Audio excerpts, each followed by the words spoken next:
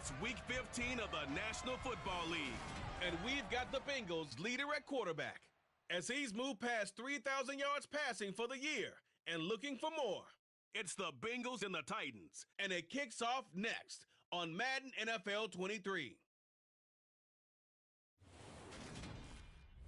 By many accounts, one of the most underrated home venues in all of the NFL resides in the heart of Nashville, Tennessee, and that's where we find ourselves at Nissan Stadium. Today, we reach Week 15, and we've got a good matchup in store between the Cincinnati Bengals and the Tennessee Titans.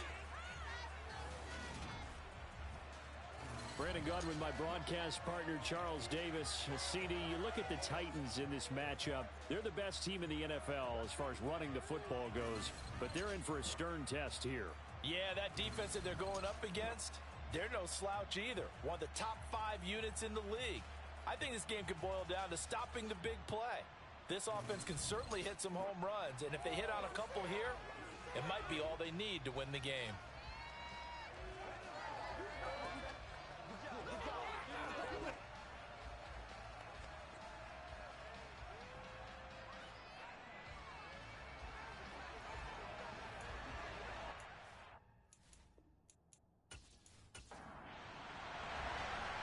Charles and I have been looking forward to this one all week, and off we go from Nashville. Taken in at the 3. And able to get this across the 20, but not much further as he's dropped at the 23-yard line. Here come the Bengals now to take over. And they'll be led out by their third-year quarterback. Well, the silver lining from last week, he played phenomenally, kept the ball clean, and led them to the end zone several times. You know these NFL quarterbacks, though, they trade away all those touchdowns if it meant getting the win. That's his focus this week.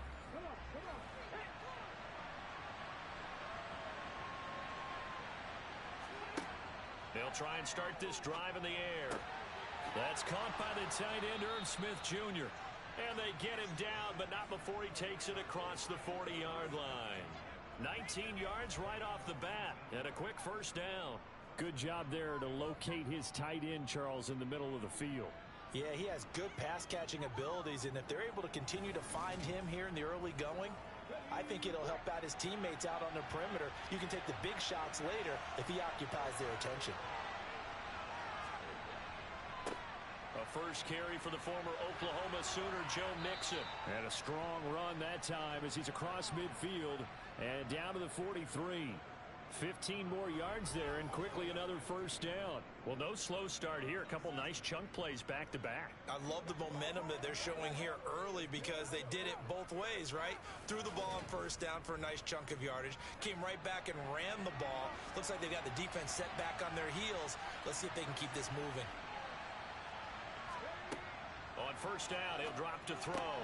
That one taken in by T. Higgins. And he'll be hauled down at about the 30-yard line.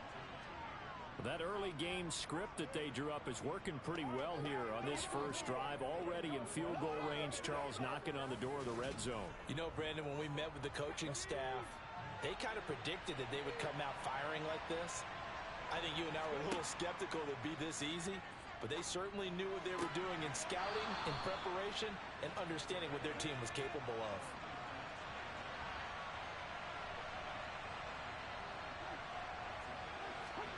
Here's a 2nd and 7. Toward the right sideline, but it's incomplete.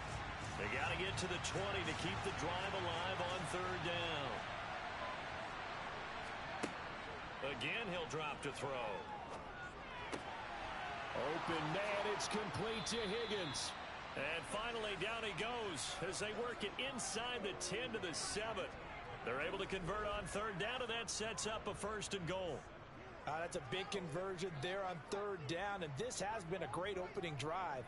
You know, at this point, they'd hate to settle for 3, but they've created a fresh set of downs and a 1st and goal. A terrific opening drive has them knocking on the door, 1st and goal.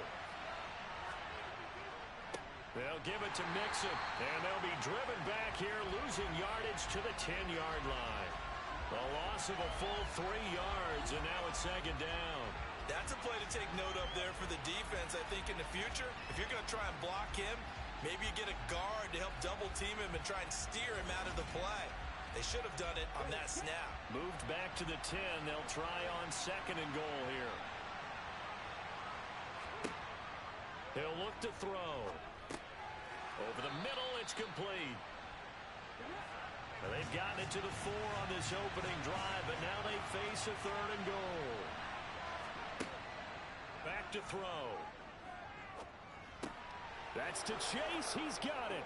Touchdown, Cincinnati. Jamar Chase with touchdown number 7 on the year. And the Bengals get the upper hand as they're on the board first here this afternoon. Out flat their last 2 games, both losses, but just judging by the energy level, they look different here early, and that touchdown shows how. Yeah, it seems to me that touchdown gets them off the treadmill. Because, you know, you've been on the treadmill. I've seen you work out. You go forever and ever, and it tells you you've gone somewhere, but you really haven't. You're in the same spot.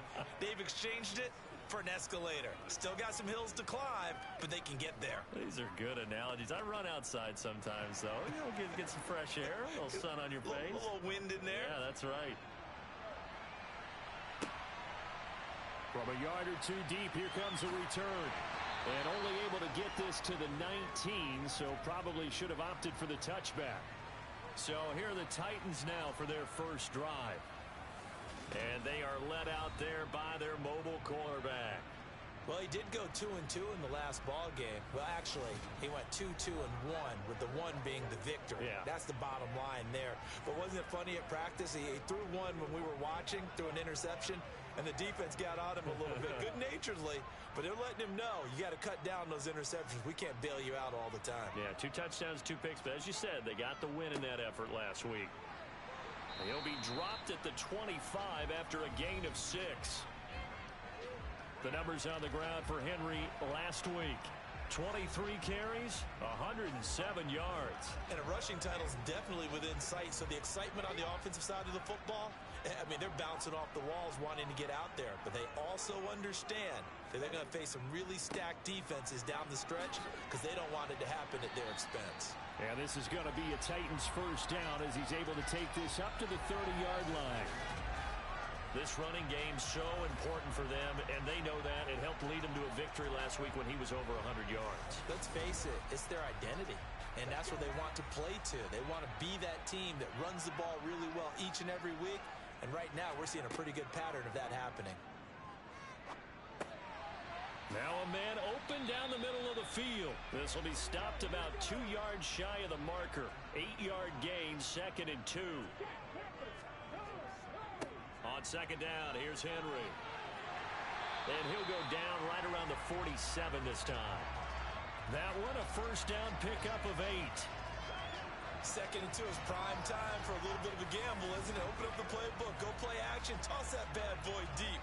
But in this situation, go ahead and give it to your back. Let him pick up a first down, keep the sticks moving.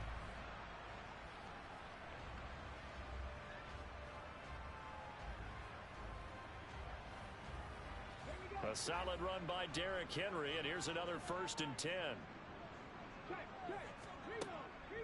And they'll keep leaning on the running game, back to the ground. And they'll get this just to the 47, 1-yard gain.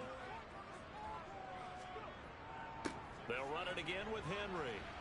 And he's down right around midfield after a gain of 2, maybe 3. 7th play of the drive upcoming here on 3rd and 6. From the midfield stripe, they'll look to throw. Flushed out right. He finds his man, complete. That's Phillips. And he's got another first down as the tackle's going to be made at the Bengals 21. That one nearly 30 yards, 29 officially.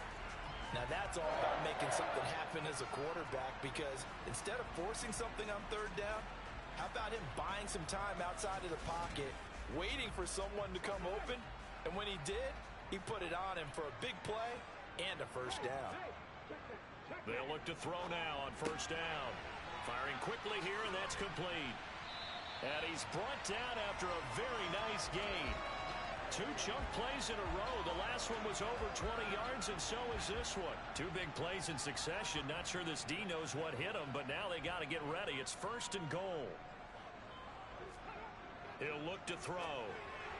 And that will be incomplete. They couldn't hook up on what's going to be the final play of this first quarter. After one, 7-0 on EA Sports. Ready for the second quarter from Tennessee, and it's the homestanding Titans in possession. As they come up now, 2nd and goal. Henry will score. Touchdown, Tennessee. That almost looked too easy, and I think thanks goes to the offensive line for making it look easy. Yeah, I agree with you totally on that one. I'm not sure how much everyone understands the preparations that go into a game for an offensive line, because there's a reason that running backs and quarterbacks give them big gifts at the end of the season after a big year. The consistency and the continuity it takes to know each other and execute their blocks is pretty impressive. Now the extra point try forthcoming. It's up and good, and we're tied at 7 here in quarter number 2. So that one a pretty time-consuming 10-play drive. And Derrick Henry able to finish it off with a touchdown run. Each team's had it. Each team has scored. 7-7 here as the kick's away. No run back here for Jones. A touchback. Cincinnati coming back onto the field here for their second drive. So both of these teams, Charles, coming off touchdowns now, but this offense, they just had to stand on the sideline, watch their opponent offer a really impressive drive to reach the end zone. Yeah, and I think you're not telling yourself the truth if you don't think there's some one-upsmanship going on right now, because they just had their touchdown answered by a drive of double-digit plays that also found the end zone. Now they want to do something even more impressive to answer that one. They'll look to throw. Over the middle, that's caught by Chase. And they nearly get this all the way to midfield. Mark him down at the 49. A gain there of 21 yards.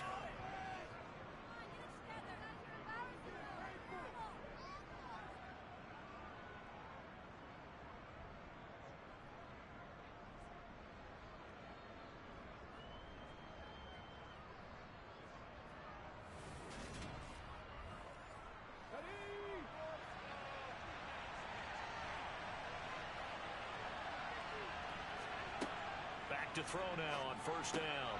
This goes out wide for Mixon, and he'll be brought down just shy of the 40. A good position to be in here, 2nd and inches.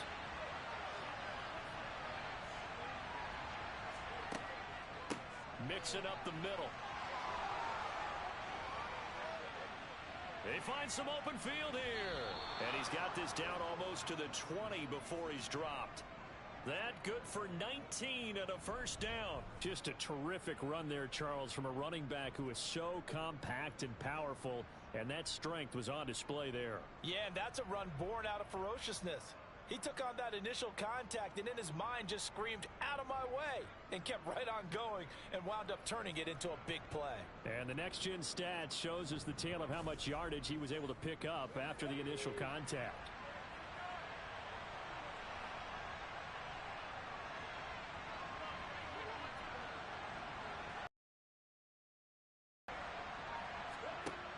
They'll look to throw here on first down. Catch is made here by Irv Smith Jr. Touchdown, Bengals. Irv Smith Jr., a 22-yard touchdown grab. And the Bengals have moved out in front. So the quarterback drops to throw, looks over, and boom, a guy that wide open, he has to be thinking, wait a minute, this is some kind of a dream. This is too easy. Yeah, a great dream. One you don't want to wake up from. But for the defense, almost feels like there was a bust in coverage.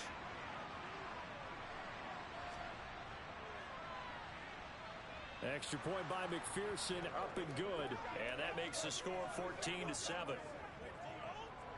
That time, 75-yard drive, 5 plays. And it's finished off with a Cincinnati touchdown. This one fielded at the 5. And makes it across the 20 as his guys will set up shop at the 23-yard line. The Titans coming back onto the field for their second drive. A long drive last time out for this offense, Charles. If you remember, they started basically in the shadows of their own end zone, marched it down the field, and a lot of that was through the passing game. And, partner, as a former defensive back, I'm having almost a physical reaction watching what's happening right now. But let's give credit where it's due, because they've done an excellent job moving the ball through the air. Secondary getting picked apart pass by pass. Obviously, they need to make some adjustments there on the back end. Yeah, because offensively, we know that they're not going to be shy about throwing that football.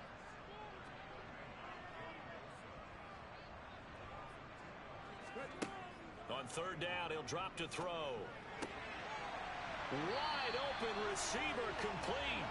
And he will have a Titans first down as they're able to get the third down conversion.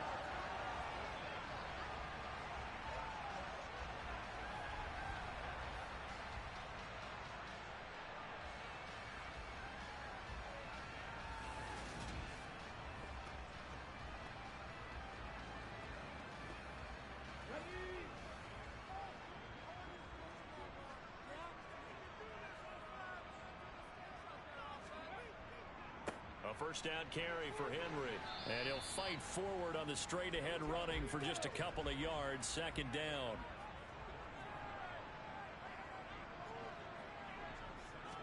Here's 2nd and 8. Oh, he's got a man wide open, complete. And he's got another first down as the tackle's going to be made at the Bengals' 36. A gain there of 21 yards. But it appears that they read man defense and went to the out route, and what you have to do on that one is the receiver's got to make sure he works the defender towards the middle of the field to give himself space to cut to the outside and have that ball delivered with good timing, and they got it done. Now a play fake here on first down. And his throw's going to be incomplete. They'll try again from the 36 on 2nd and 10. 10th carry now for Derrick Henry. And the reinforcements come in as they're going to stop him behind the line. 2 yards the loss, and now 3rd and 12. This defense has really flown around in the first half. They've gotten to the ball carrier before they can really get started. Offense going to have to come up with something else in order to try and get this running game going. A long way to go here on 3rd down for the 8th play of the drive.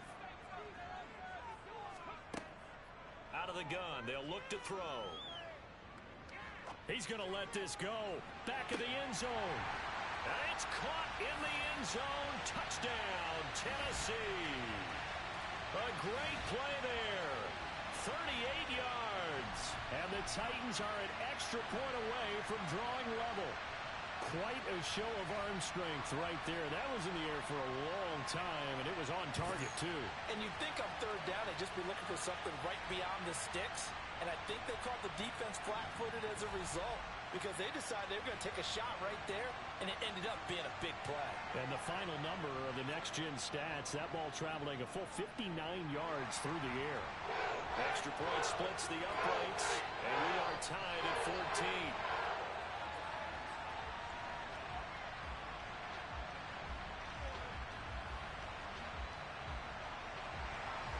This one tied at 14 now as he sends this one away. And this will come out to the 25 as Jones elects for the touchback. Now the Cincinnati offense ready to see what they can do here. And right now we've got a little bit of an offensive masterpiece going on both sides, moving the football, scoring points. It's almost like somebody put the defense on rookie mode in this one.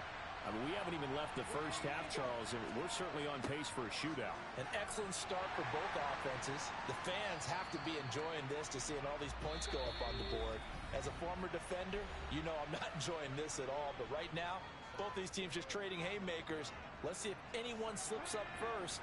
Can anyone counter with a nice little jab and get things going in their direction? 2nd and 9 now. This one hauled in by Sample. Call it a gain of 6 on the play. And now it's 3rd and 3. Such a tough position to defend near the line, even when you add a second defender. But the big man shrugged off the extra body and made the play call a success.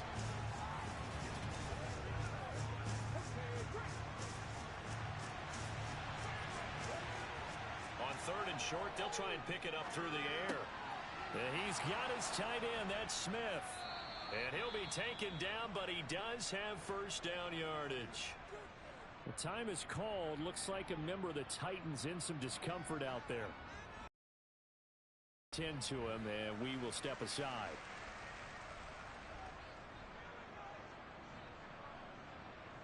So from the 39 now, they'll come up on a 1st and 10.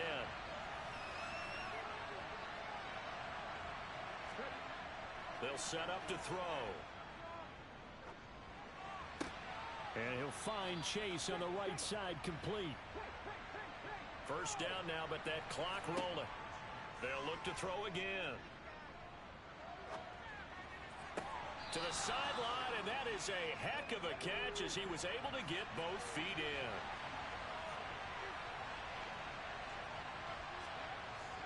Back to throw again. Goes right back to Smith again.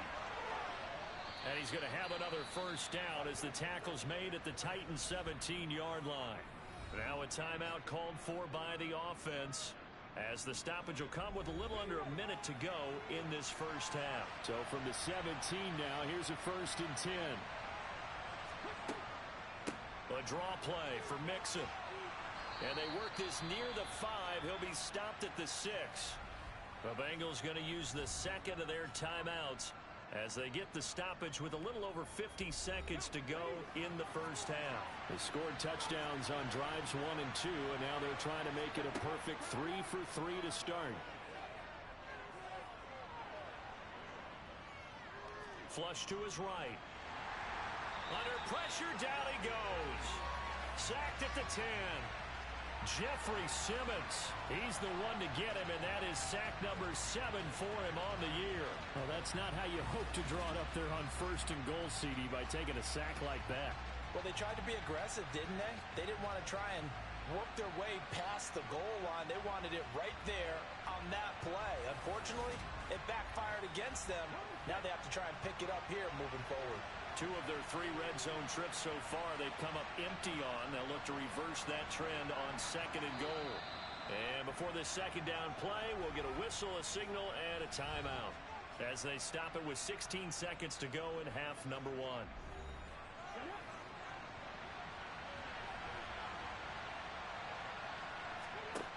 Back to throw now on 2nd and 10. This is caught. Touchdown! Tyler Boyd in the final seconds of the first half. And the Bengals have taken the lead here in the final stages of this first half. Well, just a sensational start for this offense, Charles. 3 drives, 3 passing touchdowns. Is that like mentioning a perfect game in baseball? Or are we cool to do it here in football, partner? No, I think you can do it here in football. I think perfect game in baseball, that's its own category. Yeah, I think you're right about that. Could not imagine a worse start for that secondary, or let's face it, a better one for this offense. No chance they stop passing now the way that it's going. I think they're going to continue to press the ball downfield and hopefully reap the same results. From the 6. And he'll be stopped up at the 25.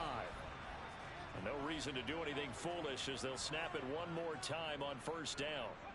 And with time running short here, they'll simply take a knee, and that should do it for half number 1.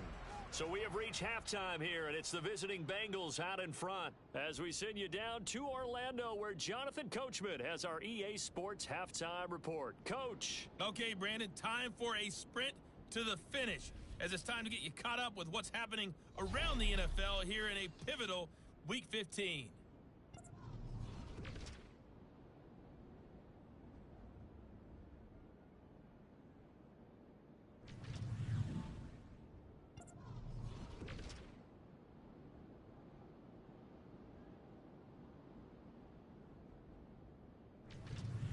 Lastly, let's check on one final game for you. And you can see they are scoreless as they play the 2nd quarter.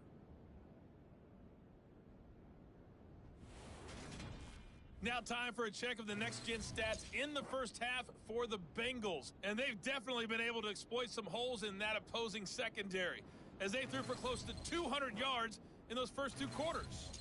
And meanwhile, for the Titans, We check on their numbers on the ground in the first half, as they know they'll need to be better to overcome this halftime deficit.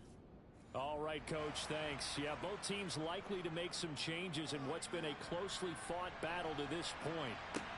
This one fielded at the 5. And he's up across the 25 and down at the 28. The Titans getting set to go here to begin the third quarter. Well, Charles, in that first half, we saw a fair amount of offense on both sides of the football, and now the team trailing here will start with it in the third quarter. And we both know this coach pretty darn well, don't we? Because his game planning is always on point. And now that he's getting the ball to start the second half, how about all the offense that you already referenced in the first half? He'll put that all together and come out with something really strong, I believe, to get things going here in the third quarter. He finds his man complete. That's Phillips. And he'll be taken down, but not before they work it across midfield. That one covers 24 yards. It's a first down.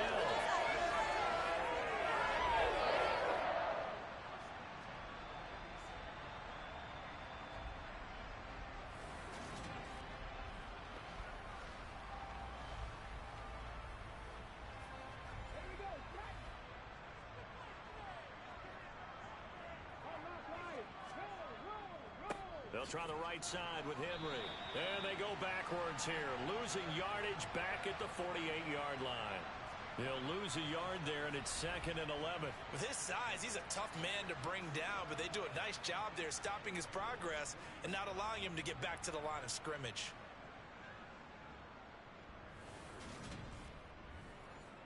So after the loss of a yard, they'll look to push forward here on 2nd down and 11. They're going to look to throw.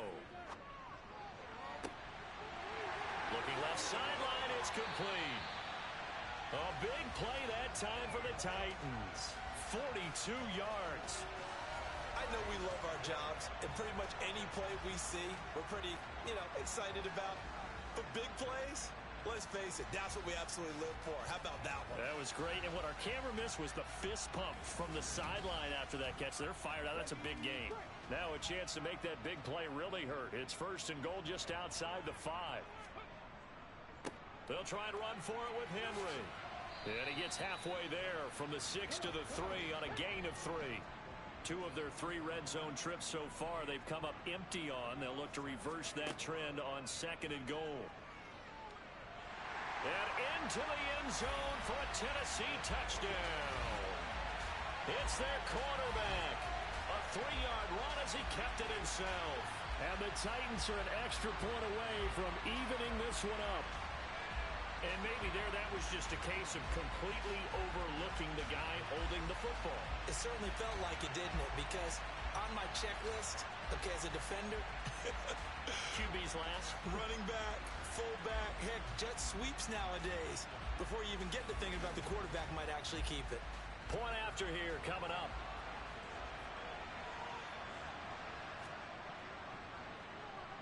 He's got it, and we're all tied at 21. That time a 6-play drive, and it ends with a 3-yard scoring run. So all square here in this third quarter as the kick's away. No run back here for Jones, a touchback. So here are the Bengals now as they get their first possession of this second half. After that last touchdown we just saw, Charles, we got ourselves a brand new ball game, all tied here in the third as they have their first possession of this second half. And Brandon, this drive is all about one word to me, and that's the word answer, because they're trying to answer the momentum the other offense picked up in tying the game, because not only if they score and they feel better about themselves, they'll retake the lead and maybe set the tone for the rest of the half, keeping them in the driver's seat.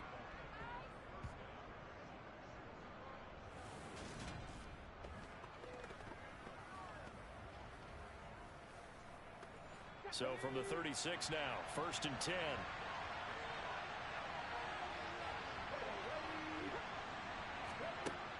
Here's a play fake as they set up to throw. Well, it's caught on the right side at Smith. And he'll be tackled on the other side of midfield at the 46-yard line. Nice play call, a little bit of play action right there. If you can get those linebackers to freeze for just a split second, that's usually all the room you need in order to get it to your tight end.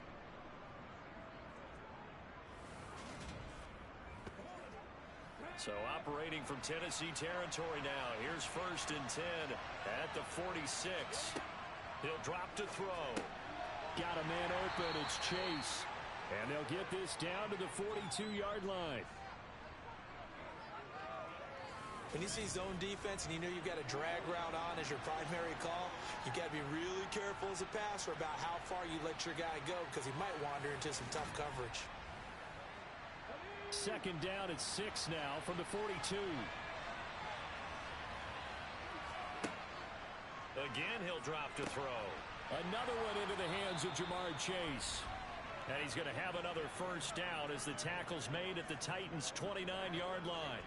The Bengals passing game finding a rhythm. They've got another 1st.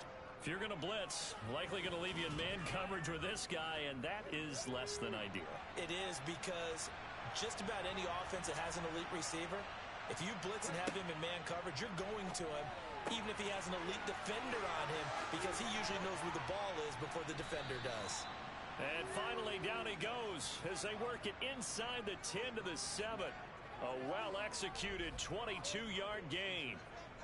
It's been all passing all the time on this drive. 5 for 5, and now 1st and goal. Feels like a case of until they stop us, we might as well keep running the offense that we like to run. Don't change up and do something different just because you think you need to. This offense continues to be a hot knife through butter. 3 drives, 3 scores, and knocking on the door again on drive number 4.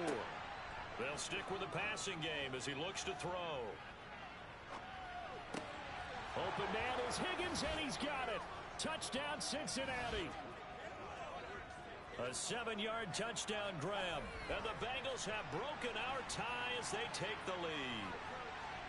They went 5 wide in that offensive set. And racing, going 3 wide's a big deal. To go 5, how about the way that they finish things off? Did you just fit a race car reference into the game? Zoom, zoom. How about the way that you play? When you go 5 wide, that means you're going fast now. Zoom, zoom indeed. Extra point by McPherson, up and good. And they will take a 7-point lead. After the touchdown, McPherson on to kick this one away. From the 6. And not much happening on the return as he'll get this to about the 23. And here comes Tennessee as they get set to take the field. They did what they had to do to start this 3rd quarter, went down, got the touchdown to cut the lead, but the matching touchdown a moment ago, and we're right back where we started at halftime. Yeah, you're exactly right, partner. They had a little bounce in their step after scoring that 1st touchdown, but the defense gave one up, and that's the problem right now. Can they get better play from their defense while they continue to score on offense? They may want to go back to that one. First play of the drive, good for 15 and a 1st down. Sometimes it's hard to believe, but there are times this game is about patience, isn't it? Has had the game he expected, but that run there, that may get him going. I was just going to say, maybe that gives him a little juice, because you're right, he struggled, especially in that 1st half. Yeah, and I know the great ones always think to themselves, just hang in there. I'm just one big carry away from busting this open. That's a good start for him. The run only got a yard. Here's 2nd and 9. They'll look to throw here. Throwing middle, and it's complete.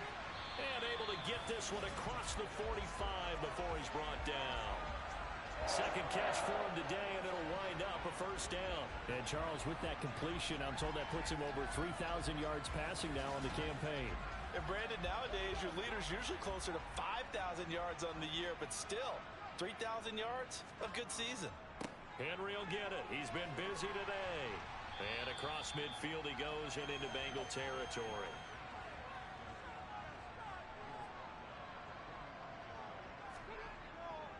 Second down, they go again with Henry.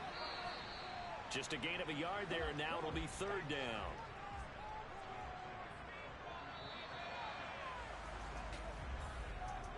So they'll get a little extra time to come up with his 3rd down play as we've played 3 quarters.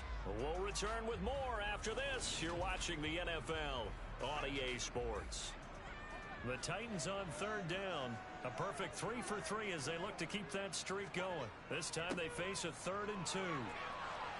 And he will have first down yardage as he's brought down at the 41. And hold on here, because on that last run, it looks like we have a player who was shaken up.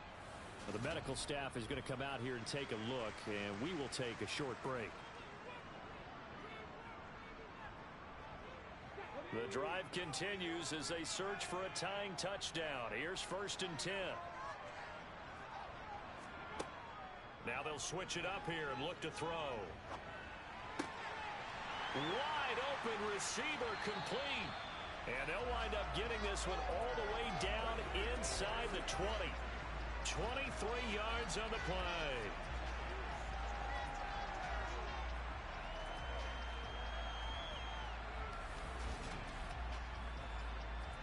So from the 17 now, here's a 1st and 10.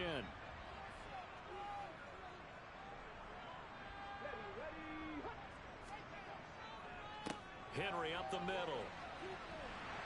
And all the way down inside the 5 to the 4. 68 yards rushing for him now as he's done it on 19 carries. The running game's played a huge part of getting him down to this point on the field. I say stay with it. Keep pounding the football. Keep driving. Keep grinding. Yeah, even down in the red zone, keep going for it. No doubt about it. Dance with what brung you. A looming decision to make on the conversion, down 7, but first things first, they need to score as they come up on 1st and goal. A 20th carry now for Derrick Henry. And he's maybe going to get this back to the 4, but that's about all. No gain on the play that time, and it sets up 2nd and goal.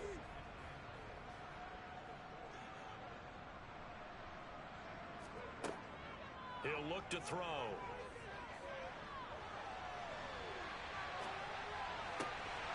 To the end zone, but it's incomplete.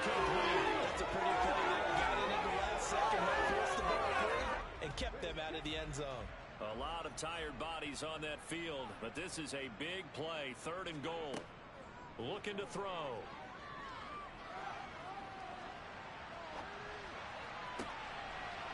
Got a man, and it's taken in for a Titans touchdown.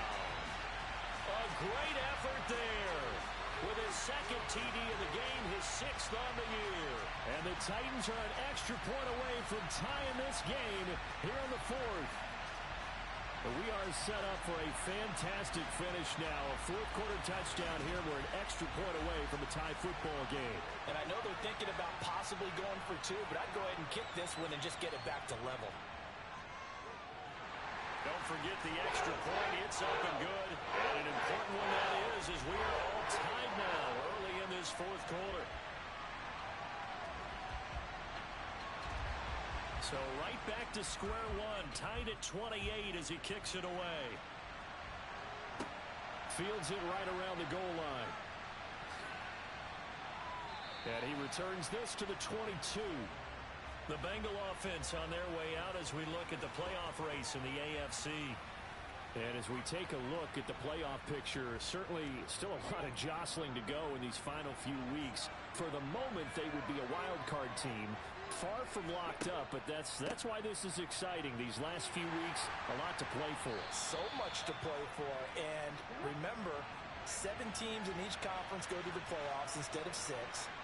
And not to mention, remember when the league made that move a few seasons ago to put divisional games at the end of the year? So you get to week 16 and 17, you're playing for playoff spots, and you're playing divisional games. Couldn't be more exciting than that.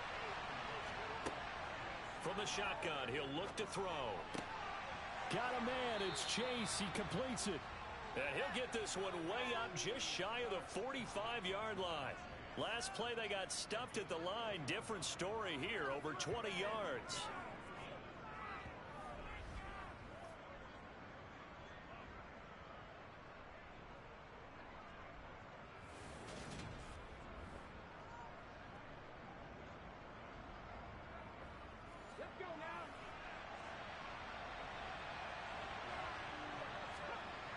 Back to throw now on 1st down. This one caught downfield by Higgins. And he'll go down, but not before getting this inside the 30. A good pickup there, 26 yards.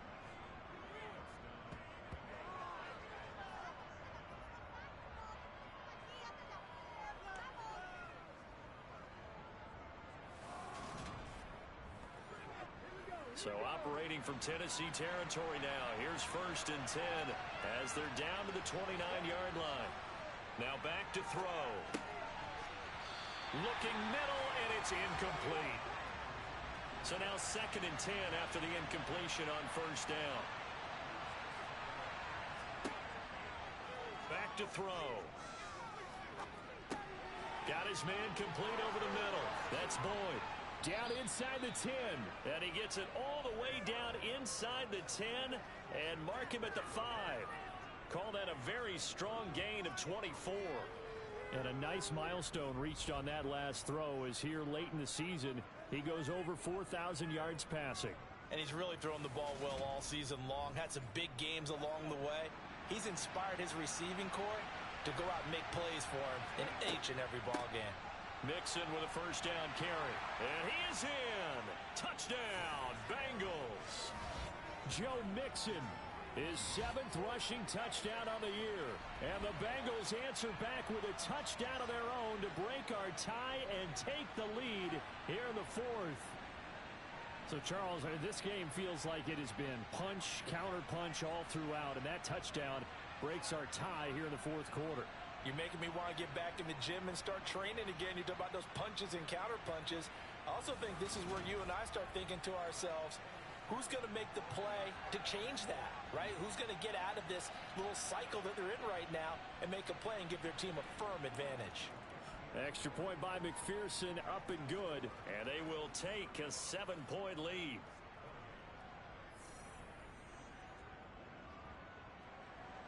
After the touchdown, McPherson on to kick this one away.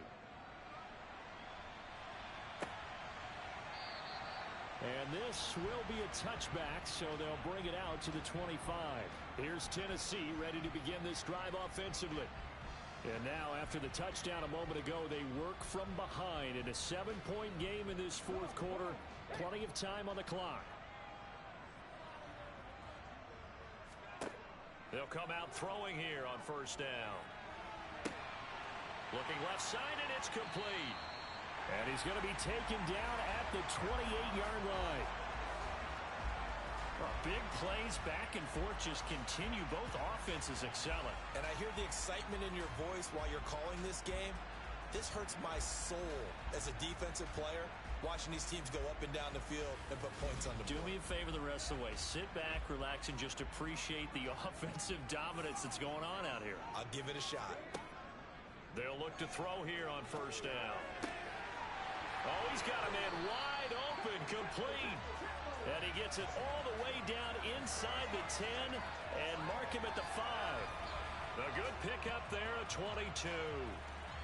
How about the way they're moving the ball down the field? They had a big play a moment ago, followed it up with another nice one here, and before you know it, they're already looking at 1st and goal. A looming decision to make on the conversion, down 7, but first things first, they need to score as they come up on 1st and goal. And just shy of the goal line as he's out of bounds right at the 1.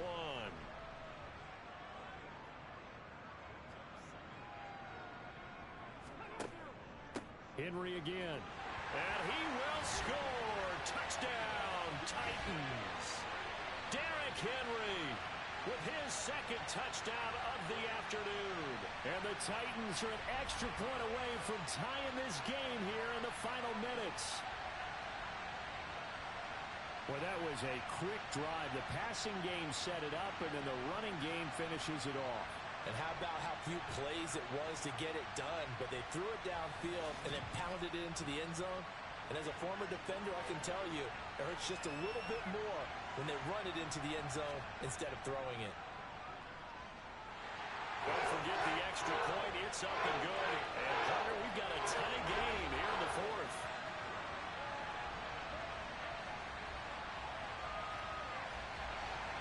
So here comes the kickoff now, all even here in this 4th quarter. This one fielded at the 5.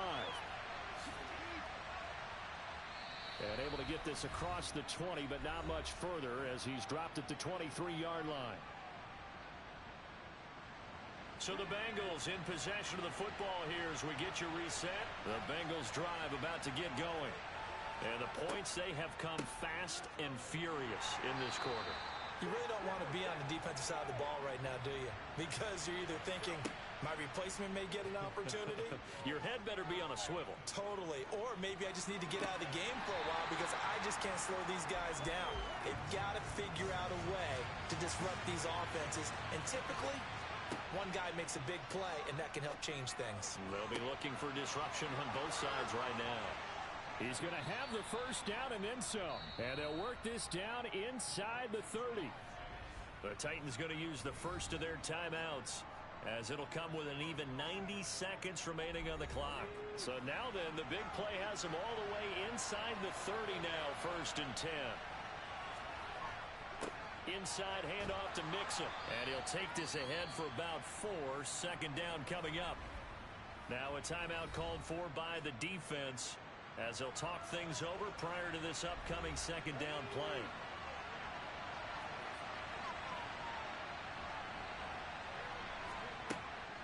They'll stay on the ground. Mixon again. And they'll bring him down at the 18-yard line. Now the defense will burn their 3rd and final timeout. And they'll be disappointed to have to burn one there after giving up the first down.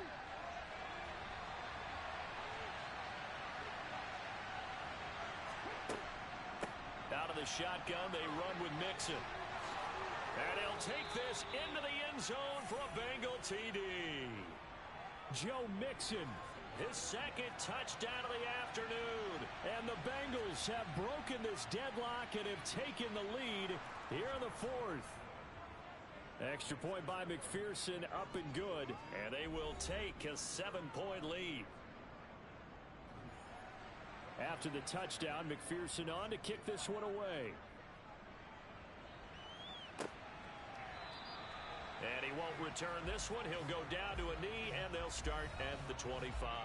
So now the Titans down by 7, under 1:20 to go. A possible crippling loss to their playoff status in the balance, barring a late score. They'll look to throw. Oh, this is going to be caught along the sidelines. Probably shouldn't have been caught. He's going to lose yardage there. The completion, but they go in the wrong direction. A loss of yards, and now they're dealing with a 2nd and long. Well, that wasn't exactly a work of art, was it?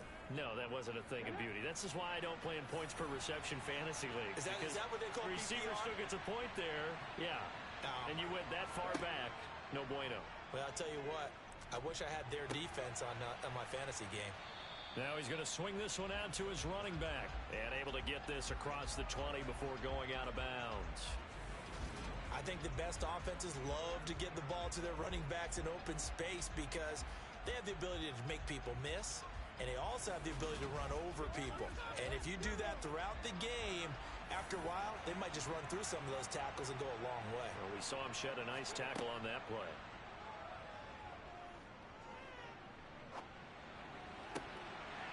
Going right side here, and that's complete.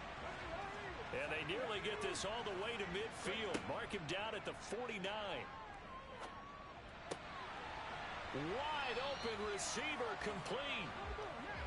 And he's going to be taken down at about the 33. Sideline throw, it's complete. And a nice job there of keeping the toes inbounds. He'll look to throw.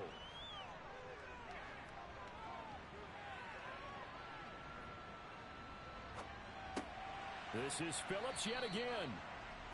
And he's brought down inside the 20 at the 18-yard line.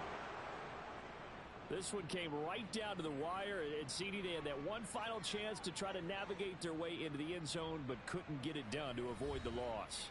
Yeah, and how about the defense there? Because while they had one final look at the end zone, the defense made sure they knew what they were doing on the last play, executed it flawlessly, and no flags. Because remember, if there's a defensive penalty, there's one play left in the game that the offense gets. They didn't allow that to happen. So for Cincinnati, the final 3 weeks are going to tell the story for them as they move to 9-5 with the win. And they'll have another road date next week with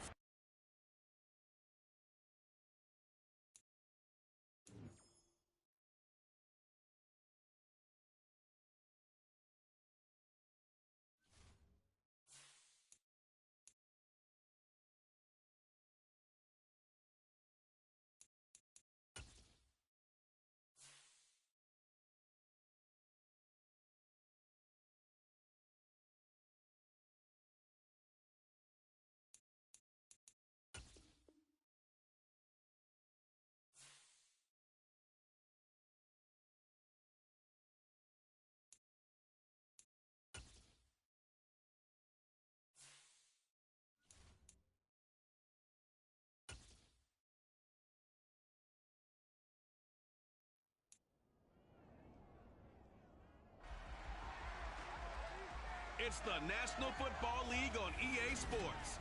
And we'll see Christian Kirk. And big plays follow him around. He comes in second in the NFL in receiving yards. It's the Jags and the Falcons, and it's all up next. Originally opened in 1995 as Jacksonville Municipal Stadium when this franchise entered the NFL. We welcome you to Jacksonville and TIAA Bank Field.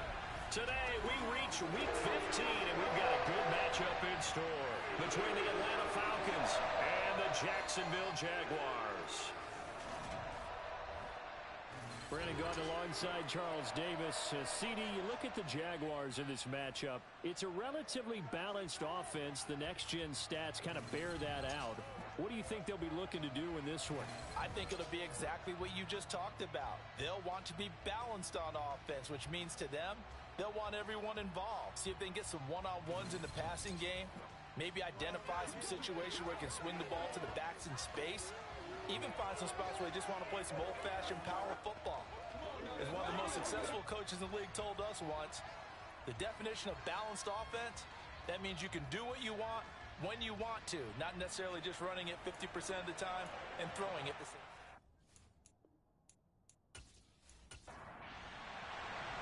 The punter Logan Cook set to start the proceedings, and we are underway here in Jacksonville. This will be fielded inside the 5. And he brings us out past the 20 to the 24. So here come the Falcons now to get the football for the first time. They will be led out by their dual-threat quarterback, the veteran from Clemson. It's Deshaun Watson. And he's got to be feeling pretty good about his individual performance from last week's game. I mean, throw 4 touchdown passes, so he's in sync with his receivers, and they're very confident. Did have 1 interception. Yeah, the 1 pick.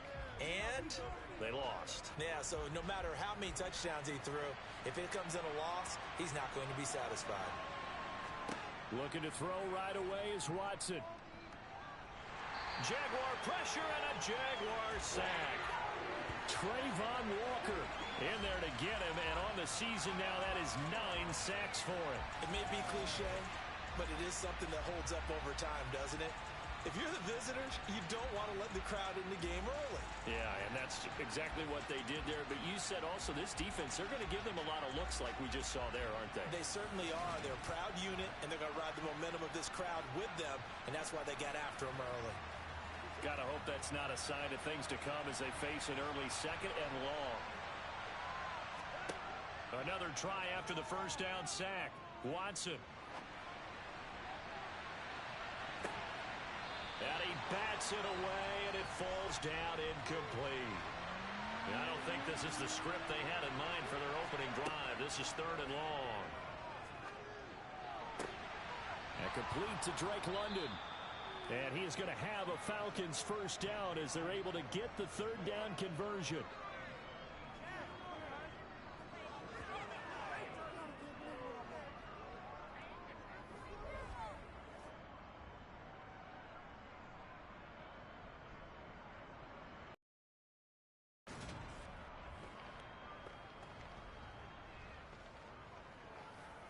So from the 36 now, 1st and 10.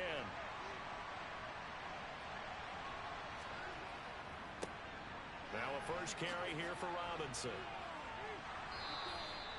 11 more on that one and another first down.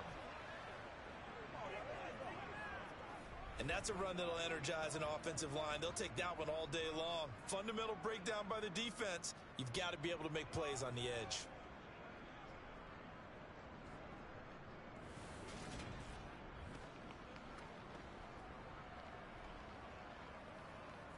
A couple of first downs on the drive already, as they'll go from the 47 now on first down. Here's Watson. And he's got his big wide receiver complete. And they're able to work this to the 25 before it's all said and done. That's good for 28 yards. Their first possession of the game, and they're already going after double coverage. That's a nice completion that can set the tone for things to come if they're able to keep finding ways to beat what the defense is throwing at them. They look like they're confident that they can get it done.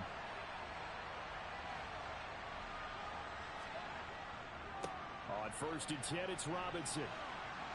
And he'll get it down inside the 20 to the 18-yard line. So they'll come up after the gain of 7 on a 2nd and 3. 2nd down and a run by Robinson. And he'll go down here at the 12-yard line. 7 yards there and a 1st down. The impressive opening drive continues and just space being created by those guys up front. We're seeing this the same way, aren't we? We are seeing an offensive line, as this game gets started, as it starts to unfold, that they are dominating the line of scrimmage. From down at the 12, it's 1st and 10. To throw is Watson. And this is caught for a Falcon touchdown. Mac Hollins, his 9th touchdown of the season. And the Falcons will jump on top with the game's first score here this afternoon. They went empty backfield, all their weapons out wide, so there really was no secret here to what they were going to do. No secret, but they still had to execute it, and they still had to protect the guy throwing the ball, because oftentimes when you empty the backfield, people bring pressure at you. They managed to hold in there and successfully complete the touchdown pass. Koo able to connect on the extra point, and it's now a 7-0 game. Following the touchdown, here's Koo to kick off. From a couple yards deep, he'll bring it out of the end zone. And he'll be stopped right around where he would have been had he gone down to a knee, maybe a yard shy of there at the 24. So here's the first drive now for the Jags. They're led by the #1 overall pick in the 2021 draft, Trevor Lawrence. Okay, I thought there was something to build on in last week's game by his performance. I thought he played fairly well overall. The numbers won't knock your socks off. 2 touchdown passes and an interception. The bottom line, though, they lost. Yeah. How does he eliminate that 1 interception, continue to take care of the ball, and maybe increase the number of times he puts the ball in the end zone with a receiver? That's caught by his tight end, Evan Ingram. And they're able to get this one across the 35. Solid way to start the drive. 13 yards, picking up the first. We'll see what kind of mindset they have here offensively after giving up the touchdown on the opening drive. And based on our time with them, prior to this game, I feel like they've got a good mindset going in. In fact, the discussion that we had with the coaching staff was, we may give up some points in this game, so our offense has to be ready each and every time to either equal or try and get us ahead and try and keep us ahead. This is their chance to respond to that first touchdown given up. Throwing on first down, but this one winds up to be incomplete. After the incomplete pass, here now is 2nd and 10. Out of the gun, it's Lawrence. Man open, that's Calvin Ridley. And this winds up a gain of 4 to the 41.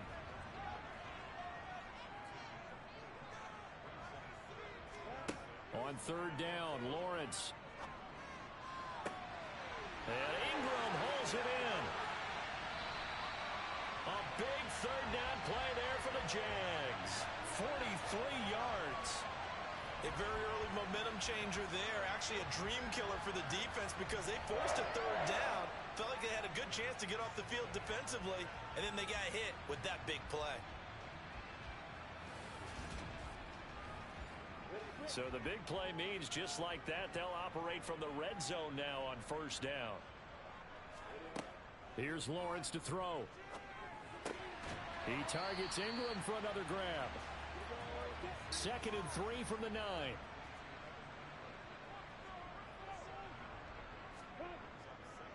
They'll run for the first time with Raheem Mostert. That play gets them 6 yards and sets them up with a 1st and goal. Now, look, that wasn't a huge gain, but those are the types of carries I think they were missing in their loss last week. They couldn't get him going on the ground. Did you get the same feeling I did during our meetings, that they kind of regretted that he didn't touch the ball? Absolutely. Hey, he should have touched it more last week. They weren't going to make that same mistake, and they've taken care of that early. 1st and goal, and a chance to get that initial touchdown right back. Here's Lawrence. To the goal line, but it's incomplete. They'll go again from the 3 here on 2nd and goal.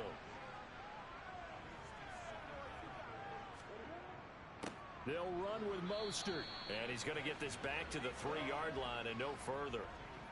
So it's 3rd and goal, and now the question, can this Falcon defense stand tall once? Got his man. It's caught.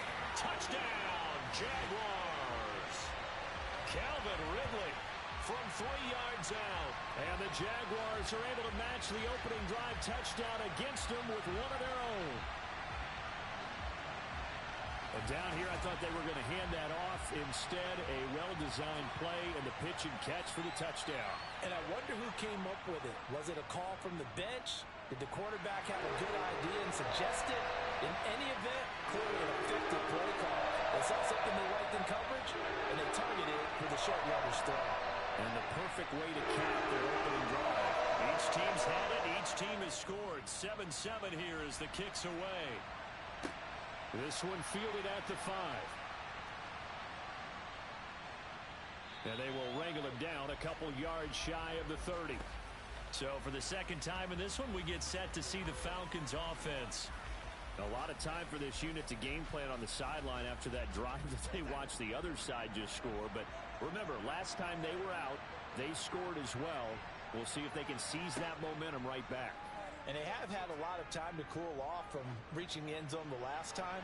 So have they been able to keep themselves mentally sharp and into this game, even though they haven't been on the field?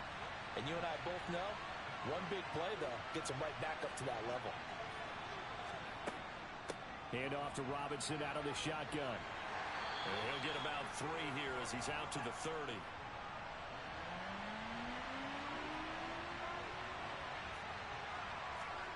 Throwing on 3rd down, Watson. And he will slide to a stop. He does have the 1st down. Pretty solid gain of 7 yards that time as he scrambled, but now they face a 4th down. That looked great when he first took off because in my mind, there was room to run and he had the marker in his sight. But I certainly didn't expect him to close so quickly, and neither did he. They got to him just in time, and now that forced him to make a decision with his 4th down call. 7-7, our score after 1. Second quarter now from Jacksonville, and it's the Jags with the football. Jaguars come to the line to start their next drive.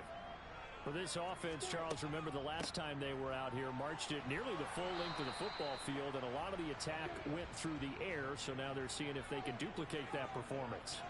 Okay, if I show my age a little bit, partner, because I can hear my high school coach, John Ford. I can hear his voice in my head. Laddie, when you put the ball in the air, 3 things can happen, and 2 of them are bad. For the way the game's being played now, this is just part of what they do, so I don't think they should change anything at all. They've been dominant. Keep throwing it around. This one complete to Christian Kirk.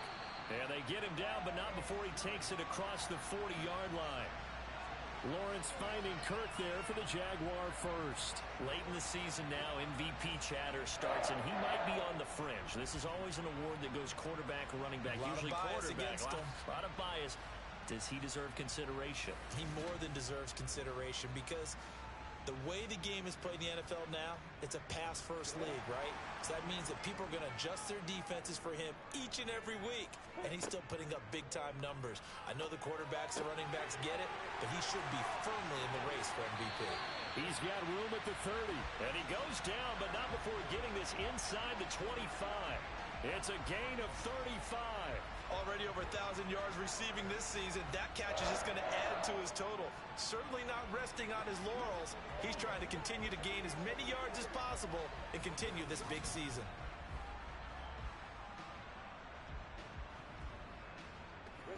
So the big play gets him all the way down to the outskirts of the red zone here for 1st and 10. They run out of the shotgun with Mostert. And he is brought down at the 22 after a gain of 2, and it brings up 2nd down.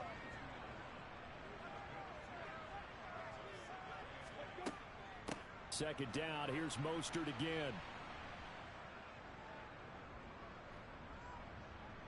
And he still has yet to get on track in this first half as they're going to stop him behind the line. Lawrence will throw. Being chased, and he can't get rid of it. He's taken down. Multiple players combined for their team's first sack of the game. Okay, I'm not sure you could actually draw up a better pass rush than that one right there. Nowhere to go outside. He had to keep backing up and backing up and backing up. Eventually dropped for a huge loss.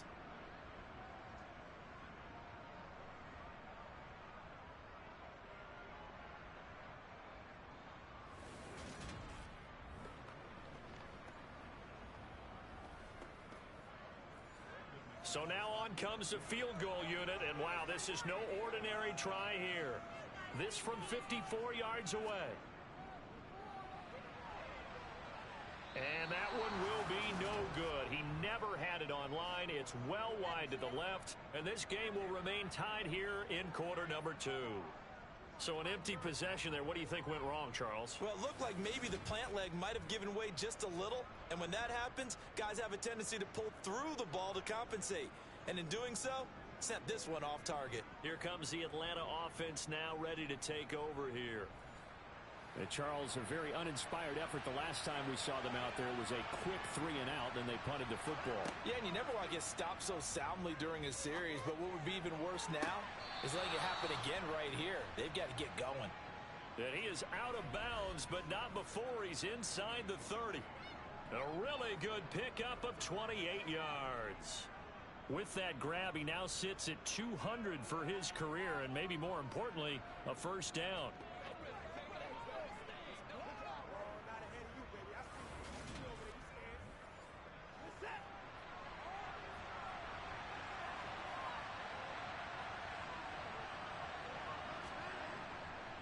Robinson, he'll try the left side.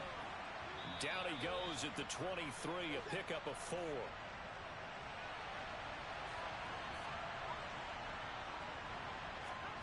To throw on 2nd and 6. Watson, and he takes a shot on the release as this will be incomplete. So after the 2nd down incompletion, they'll come up now against a 3rd and 6. Escaping the pressure right. And he's going to be marked down just outside the 10. He really looked comfortable there, scanning the situation, analyzing things, feeling the pressure, and then stepping up right through the middle and sprinting for a first down.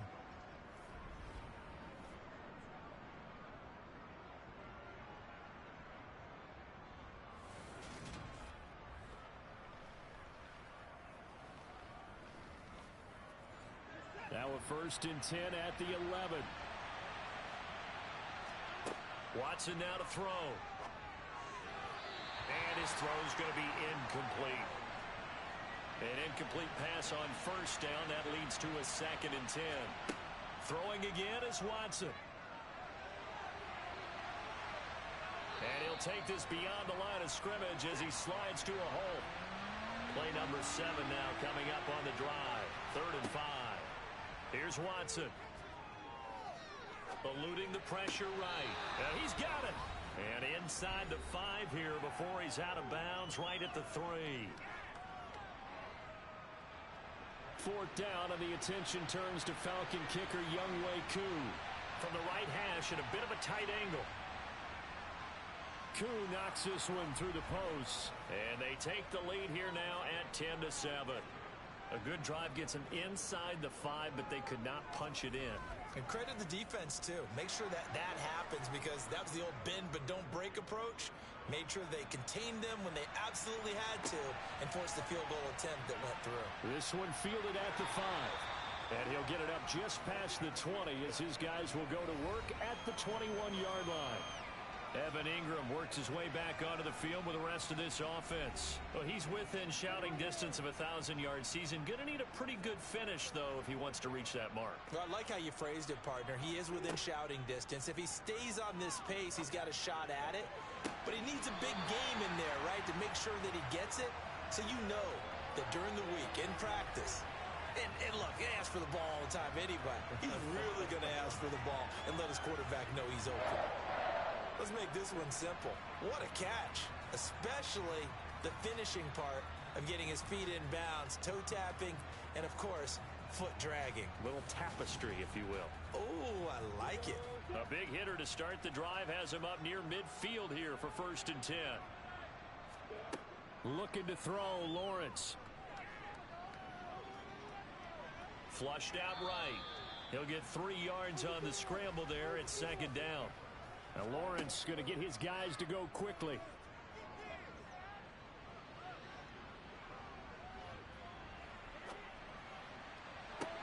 It's caught inside the 25. It's a big play for the Jaguars. 41 yards. That is the exact right play call against that defense. So a hat tip to the offensive play caller because he won that part of the chess match. But give credit to his players as well. They won the execution part of it. The chain gang hustling to catch up. Here's first and goal from just inside the 10. Now Lawrence Caught on the slant. Now the Jags will use the second of their timeouts as the stoppage will come with a little under a minute to go in this first half. So the ball position now at the 3. Here's second and goal. And they'll turn to the power game to try to get in. And they'll get him down just shy of the goal line at about the 1. And they'll let the fullback try and take him home. And he'll take this into the end zone. Touchdown, Jacksonville. It's the fullback. his third rushing touchdown of the year. And the Jaguars will take the lead here in the final minute of the first half. That could be an important swing right there. A touchdown in the final minute of the half to take the lead. And I like the point you just made there. Could be an important swing because now that they have the lead, if they can carry that into the locker room at the half, they'll feel really good about what they accomplished in the first 2 quarters. Now McManus for the extra point. And that makes it 14-10. So the drive there took 6 plays. And it ends with a 1-yard touchdown run. After the touchdown, Cook now to kick this one away. Cordero Patterson to return it, bringing it out of the end zone. And he'll be stopped right around where he would have been had he gone down to a knee, maybe a yard shy of there at the 24. For the Falcons now going to go on offense late in this first half. And with them trailing, there is still enough time to try to string a few plays together, maybe get into field goal range. Now a first down throw, Watson. This one into the hands of Pitts. And he has a big gain inside the 40 before being dropped. Now the Falcons going to use one of their timeouts as they'll stop the clock with 24 seconds to go in this first half. So how about that for a chain mover? They're all the way down inside the 40 now for first and 10. Now Watson. And his throw is incomplete. Well, the incompletion, yes, but maybe here not the worst thing in the world? No, not on first and 10. It actually gives them a chance to regroup, relax just a little bit. They huddle up, talk it over. Then they get a chance to continue their drive.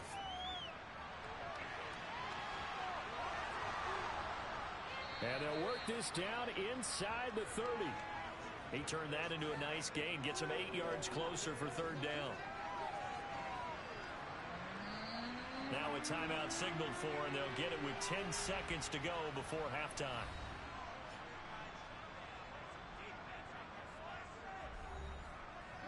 And the Jags with 5 in the secondary now on third down. Watson. And that is incomplete. 7 seconds remaining.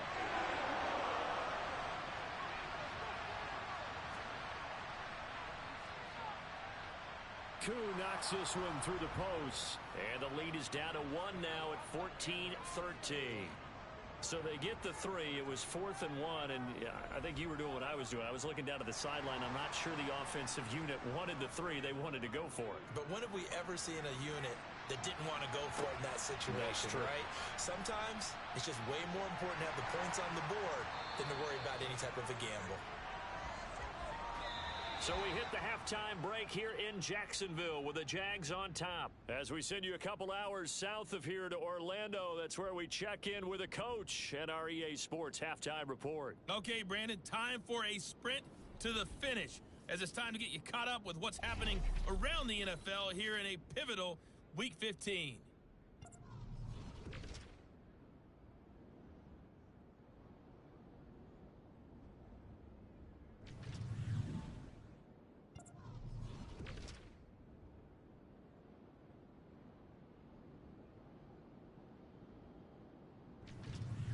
Lastly, let's check on one final game for you. And you can see they are scoreless as they play the second quarter.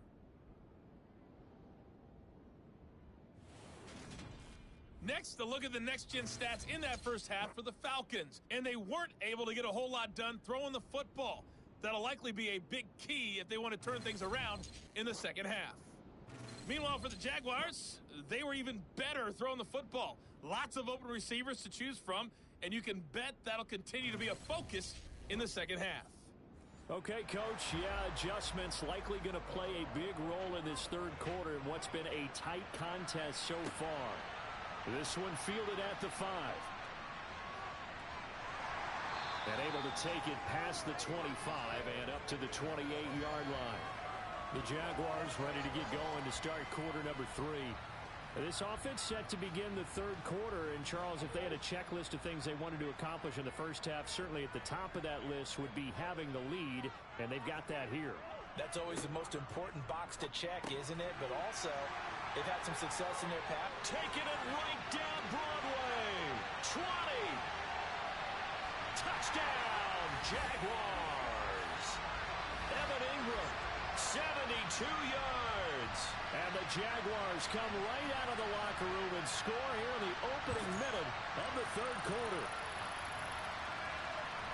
Well, that's pretty impressive, Charles. It's one thing to be an elite speed wide receiver and have all that yards after the catch into the end zone, but from your tight end? Yeah, you don't get that very often. What you're describing is more like a Tyreek Hill, a Devontae Adams, and Antonio Brown. You're not talking about a guy that lines up or can line up in line and look like an extra tackle on running plays. He took that bad boy downfield just like he was a scat back. Before the game, he told me, I'm going to have a zinger or two today. And I was like, oh, a zinger or two? I guess that's a zinger, right? That's a zinger. And Patterson not going to return this. It'll come out to the 25. Time for another Falcon drive as we get a look at Kyle Pitts, the tight end. You look at the numbers for him, and 1,000 yards, obviously well within his sights, barring injury. He will get there. The question, will he get there in this game? Well, he would love to. Duh, right? Of course he would. But, you know, watching him play this year, we often talk about defenses, you know, allocating extra resources to try and stop a guy of his ilk, right? But you know what else kicks in? His pride to say, okay, I don't care how many you throw in my direction, I'm still going to find a way to get open. I will use different moves. I will move against formation. I will come underneath routes and try and run through some people and kind of get natural picks in order to work his way open. He wants to get that 1,000, and he doesn't want any less passes to come to his direction.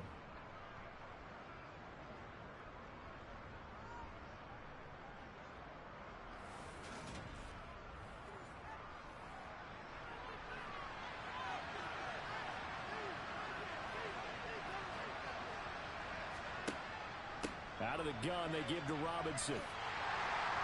And they went the wrong way there. Losing yardage back at the 43-yard line. Officially, it's a 1-yard loss. That's going to bring up 2nd and 11.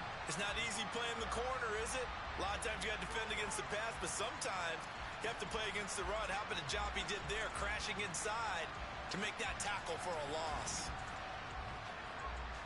Looking at a 2nd and 11 now after the loss. Back to throw, Watson. Complete. Smith has it. And they'll get this down to the 42-yard line. Nice idea, nice concept there. Line him up on the left side of the formation, let him sneak his way across, coming back underneath, put it in his hands, let him get a few more yards after the catch, too. Great way to utilize a tight end on the drag route.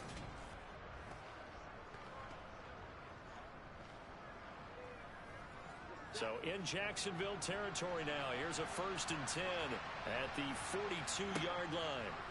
Now it's Watson.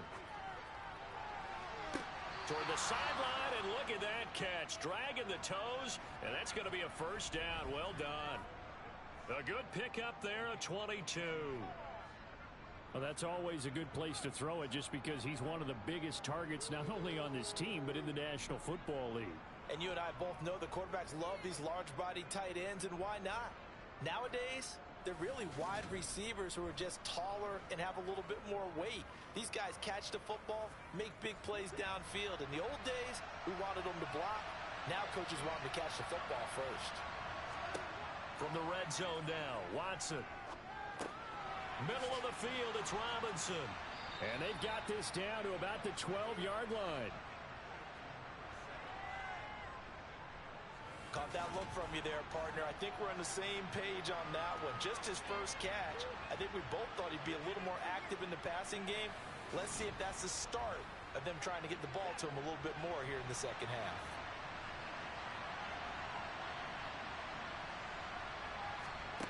Throwing again on second down. Watson. This will be caught just inside the 10. And down inside the 10 here before he's out of bounds right around the 7.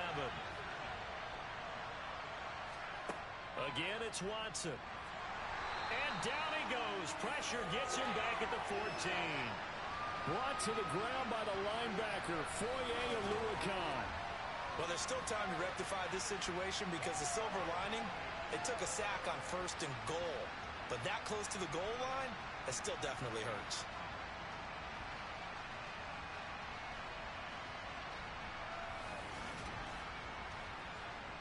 It's 2nd and goal, but now all the way back at the 14.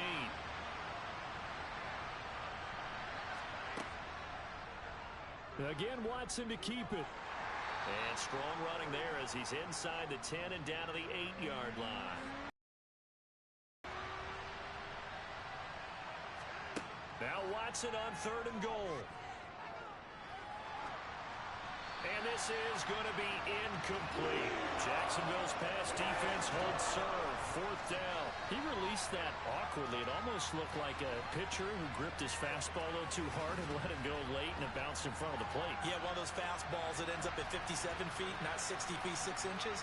Just a little short with the arm, which is unusual because we saw him in warm-ups. He's got a big, strong arm when he delivers it with confidence. So the response to that touchdown on the other side to begin the 3rd quarter. Look, just 3 points, but still a response nonetheless. You're exactly right about that because I think you needed to answer back with something, even though it's not 6. Just enough to send the message that says, hey, we're not going away. And he's up past the 20 to the 22-yard line. Out comes the Jacksonville offense as they get set to take over here. Well, partner, you know, coaches always say that every play is designed to score a touchdown. Sometimes that's not really true, but last drive, that was the case. One play to get into the end zone, and now they'll try to duplicate that success here. And it's rare for those moments to happen. Incredible when they do. And you saw the celebration. Pure, unbridled joy after that one.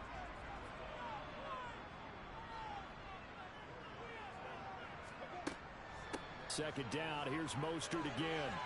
And some space here. And they get him down, but not before he takes it across the 40-yard line. Jacksonville first down on a pickup of 17. Brandon, I think you and I were both raised the same way in the game of football. You run to set up the pass, but I think we've discovered in this NFL, a lot of teams pass to set up the run. And that's what they've done throughout this game. They've aired it out, thrown it around the yard. Now they've come back to the running game, and they find a way to be successful with it. And give him about 5 as he gets this up to the 48-yard line. And now they'll throw it with Lawrence. Getting this out to the flat, Mostert. And they're able to work this across midfield to the 48. He's already proven to be a factor in the running game on this drive. Now he gets involved in the passing game. I think what we're seeing here is the modern version of workhorse in the NFL, being able to run it and catch it with equal proficiency.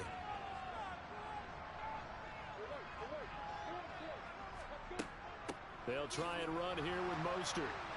And that one going nowhere from the start as he's met in the backfield and goes backwards. That'll make it 4th down after a loss of 1. I'll tell you what, this defense hasn't played its best, but they're still right in this football game. And if they keep making plays just like that, they're going to give their offense a chance. Here's Logan Cook now, as he should be able to pin him back deep here with his first punt. He steps into this one, and this is a rocket. Out of bounds and close. The question, was it a touchback? No. They'll say it crossed out at the 2-yard line. Excellent placement, and off that bounce, Charles, I didn't know where it was going to go. It can be an inexact science as to where they place it, but they say the 2-yard line. Yeah, I don't know how they really determined that. And let's face it, at the end of that play, one side's going to be happy, the other team's going to be unhappy. So what do they do, shorten the hypotenuse? I mean, how do they figure that out? You know that stuff. You're the smart guy. Oh, that's you, partner. And all the way to the 25 before he's hit and dropped.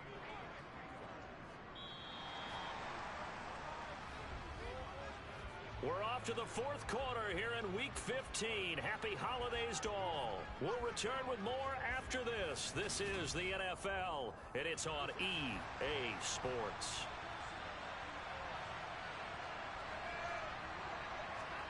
Watson on first down. And it's incomplete. Took a shot, couldn't connect. So the incompletion, and now it's 2nd and 10, again from the 25-yard line. Watson's throw taken in by London. And they're able to get this one across the 35. 12 yards there as they keep this drive rolling. It's another first down.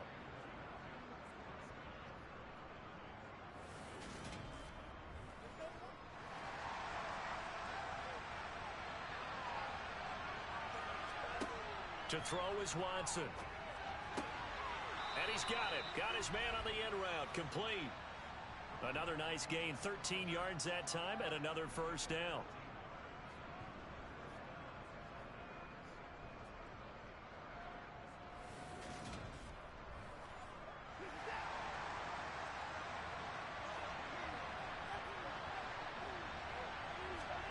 Here's Watson. Flush to his right.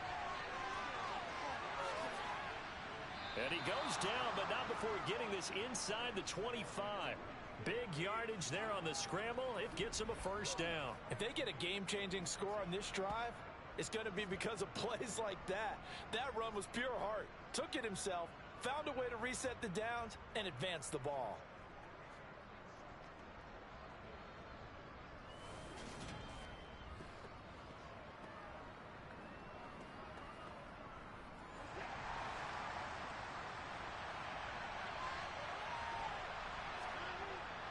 Robinson up the middle.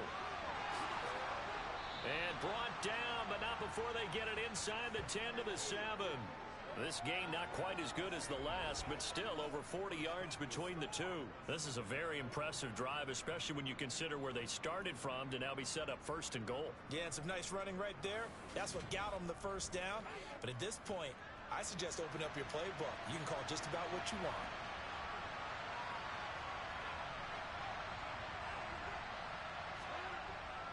They'll run with Robinson. And that'll move him a little closer as he takes it from the 7 down to the 4-yard line.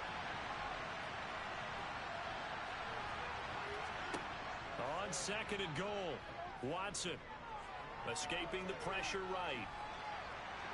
And he'll be brought down right on the edge of the goal line at about the 1-yard line.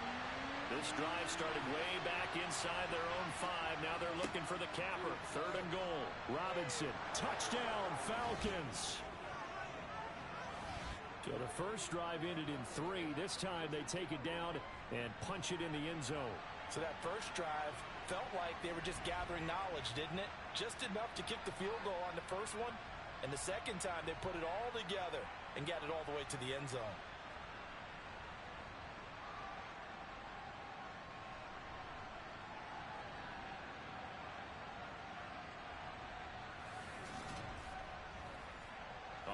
Now a big 2-point conversion attempt still to come.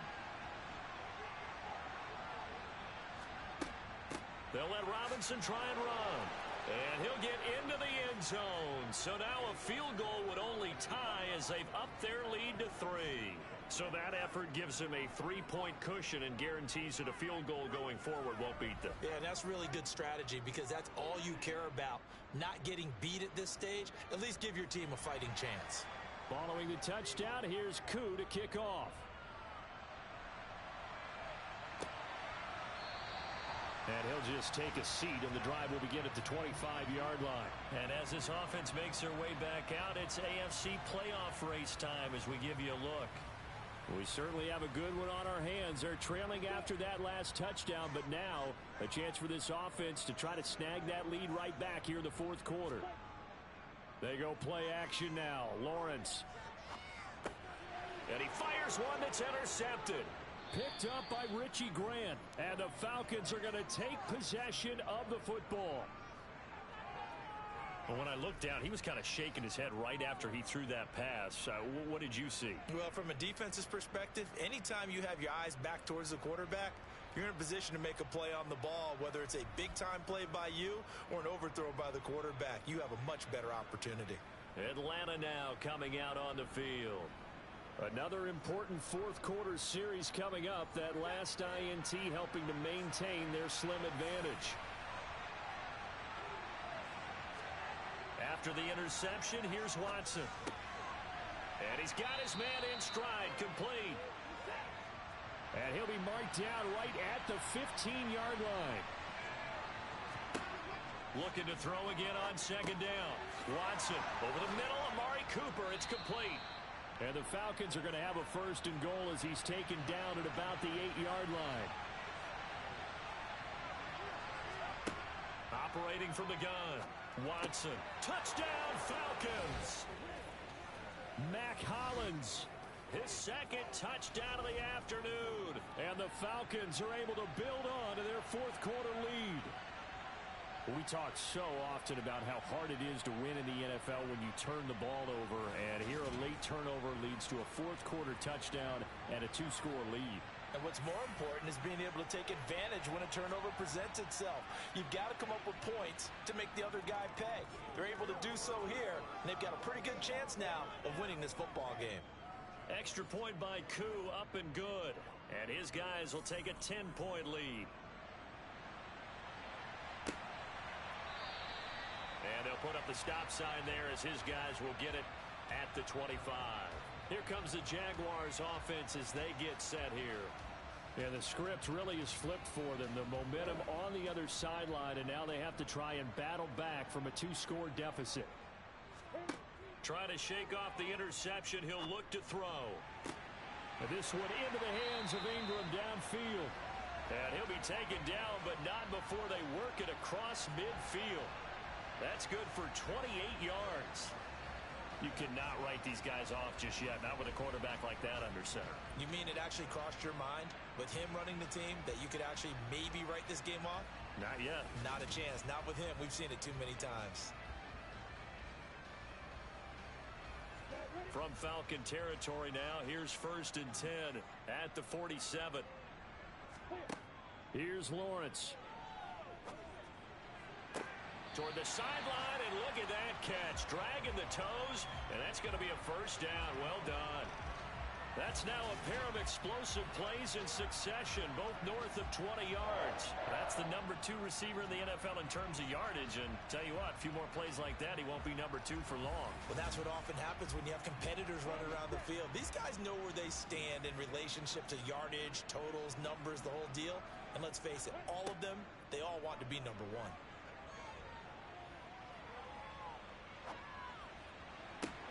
And that is caught. It's Ridley. And he gets it all the way down inside the 10 and mark him at the 5. A well-executed 22-yard gain. Defensively here, you've got the cushion, but back-to-back pretty big pass plays there. Bend but don't break, but are they bending too much? I think that they are. To me, it'd be like playing basketball, and you put up a token press. Make sure you get up there and make them eat up some time. Make it a little bit of resistance so they can't just run it right down your throat. And he'll take this one in for a Jags touchdown. Raheem Mostert. A 5-yard touchdown run. And the Jags have made it a 1-score game again here in the fourth. Extra point from McManus is good. And now things get a bit more interesting here in this fourth quarter. This one fielded at the 5. And a nice return sets him up pretty good here right at the 30-yard line. So out come the Falcons now. After the touchdown we just saw, we have a brand new ball game. And now look at the situation. You got plenty of time on the clock. Defensively, they have 3 timeouts. So do you run the football here or do you throw it? I think you have that full conversation with your offensive unit, and you tell them, here's the situation. They've got all of their timeouts, so we are not going to play this conservatively.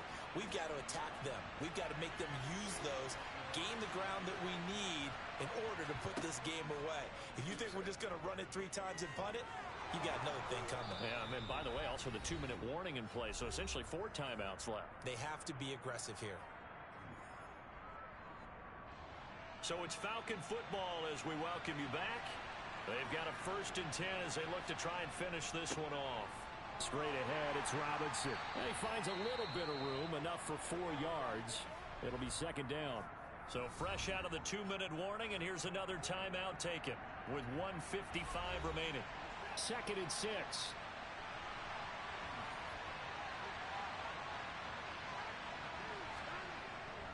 Robinson with another carry. And he'll get it down here to the 43. Now the Jags will use the 2nd of their timeouts.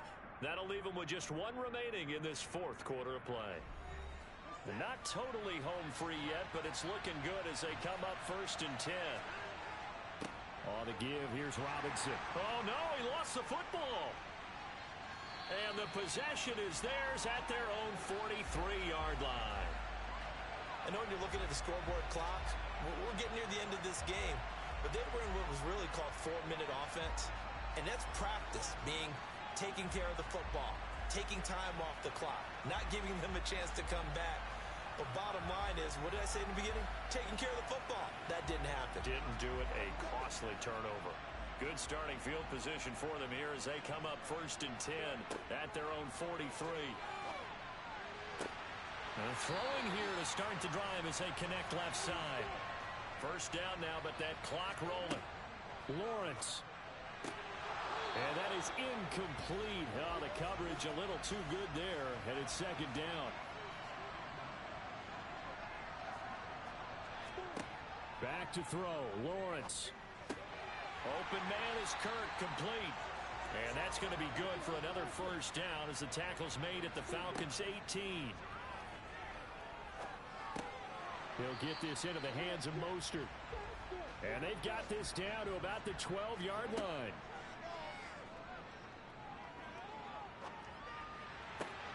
Open man right side is Ingram.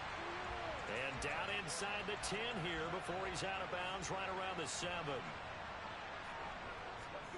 Here's Lawrence. And it's caught. He takes it across for the touchdown, and they've taken the lead late in the final minute of the 4th. Wow. Wow. What a game this has been, and what a drive that was, Charles, to take the lead here late in the 4th quarter. And partner, that's a job well done by everyone, from the players to the guys calling the plays. And if I may introduce just one downside to the mix, might be a little bit too much time left. Enough on the clock for a final last-ditch effort to try and steal this win away. McManus's point after is good, and that will make this a 4-point game. A drive that time of 6 plays. And it's capped off by the late touchdown that puts him out in front here in the final minute of the contest. From the 6. And it's a pretty good return here as he'll get this up to the 29. So Deshaun Watson in the offense. Down by 4. 30 seconds to go. A possible crippling loss to their playoff status in the balance, barring a late score.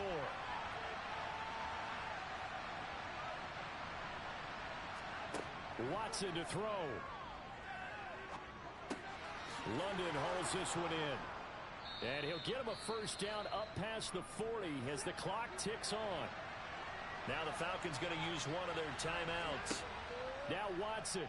As the clock will stop with 21 seconds to go in the football game.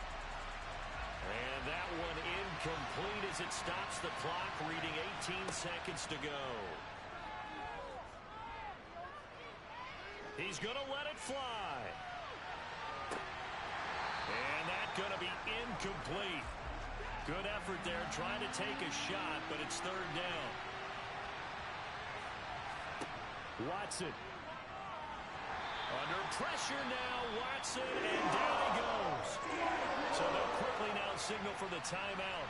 And it's definitely not looking good, but at least they'll have one final play to hope for that miracle and get him in the end zone. Now a desperation throw deep downfield, and it's incomplete. So their final drive comes up empty, and with that, the ball game is over. Well, this was a very close ball game at halftime, Charles, but in the second half, that offense kind of kicked things into another gear, and they were able to pull away for the victory. And Brandon, I think they're the type of team that just looked in the mirror and said, hey, ton of pressure on, but we're the type of team that can flat out handle it. They stood up with confidence, and made it happen for a victory. So for Jacksonville, the final 3 weeks are going to tell the story as they move to 9-5 on the year. and they will hit the road next week to take on the Indianapolis Colts. Meanwhile, for the Falcons, they fall to 8-6 with the loss. And they'll try to rebound next week on the road in Nashville.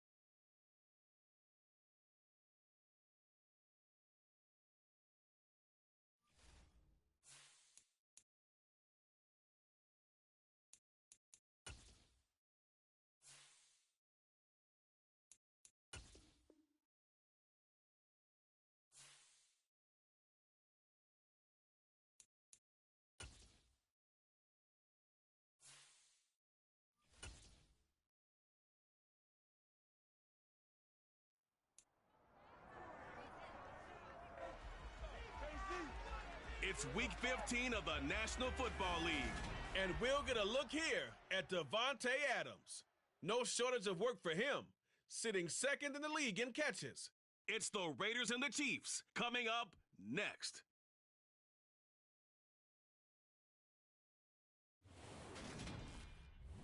From one of the loudest venues in the National Football League, you get a look there at GEHA Field at Arrowhead Stadium here in Kansas City. Today, we reach Week 15, and we've got a good matchup in store between the Las Vegas Raiders and the Kansas City Chiefs. Hello again, everybody. Alongside Charles Davis, I'm Brandon Gaudin. And Charles, we look at this Chiefs ball club. They come in riding high, just one loss in their last 7 games. It's a very focused team, very disciplined. They've kept the penalties to a minimum, and they're winning football games. On the other side of the field for the visiting Raiders, they're in a real groove of late. Winners of 5 of their last 6 games. And the offense last week, they had things humming. If you're a defensive player, you may get overshadowed a little bit, but you're really buoyed by what your offense is doing.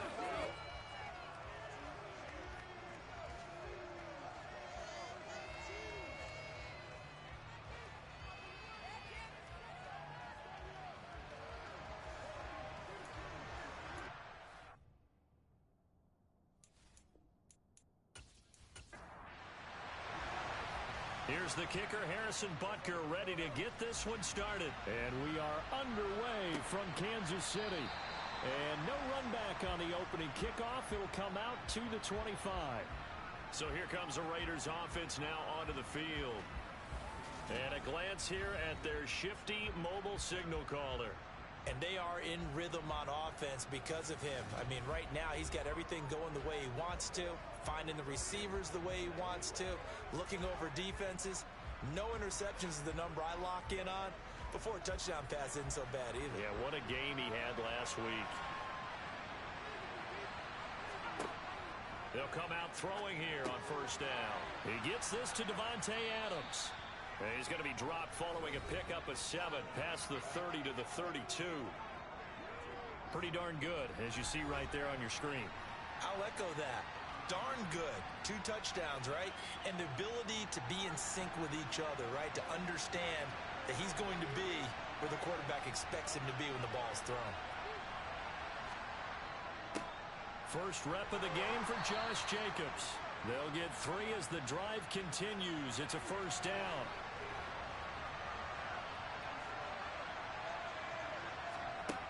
Back to throw. And his throw here's incomplete. They'll try again from the 36 on 2nd and 10. The play-action fake. They'll look to throw. Going up top. And he overshot him there. It's out of bounds, incomplete. So back-to-back incompletions, and that has him staring at a 3rd and 10. They're going to look to throw.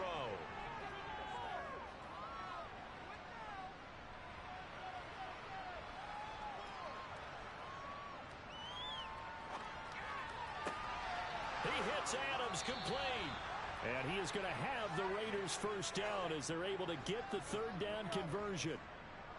Those are the kinds of plays right there that show you why he's the number 3 man in the NFL in terms of receiving yards. Also tells you there's a full combination of what he's got going in his game. You name it, from route running to catching the football. That's why he's able to produce those types of numbers. So now 1st and 10 in Chiefs territory at the 49-yard line. It's a jet sweep. This is Renfro. Well, I sure wouldn't be surprised if we see more of this as this game goes on, because we know they like to use their wideouts either on quick throws or on jet sweeps like what we just saw there. And to say that that one worked well, partner, that's stating the obvious. And here he'll be brought down a little shy of the 35 at the 36. Now a play fake here on first down. Steps away. Looking deep for Adams. And this ball incomplete. Looked very much to be a catchable ball and could not hang on. 2nd down coming up.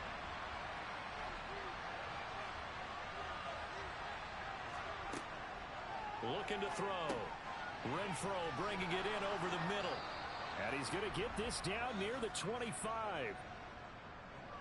We got to like what you're seeing from this offense here on the first drive. A nice, sustained series to begin the game, and it will continue after picking up another first there. Would you say the word methodical comes to mind? I love the execution. I love what they're doing on this drive. They're controlling the ball, controlling the game, controlling the clock. Jacobs with a carry on first down as he'll get about 3 there before he's taken down.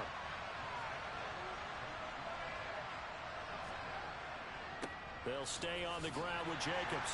And he's got 4 down inside the 20 to the 18. How about this opening drive? Play number 12 now. This is 3rd down. Trying to run for it with Jacobs. Boy, no chance as he was met and dropped behind the line there. Tough sledding. They lose a yard there on 3rd. A great job there by this defense. They give up the long drive, but in the end, it looks like they'll force a field goal attempt.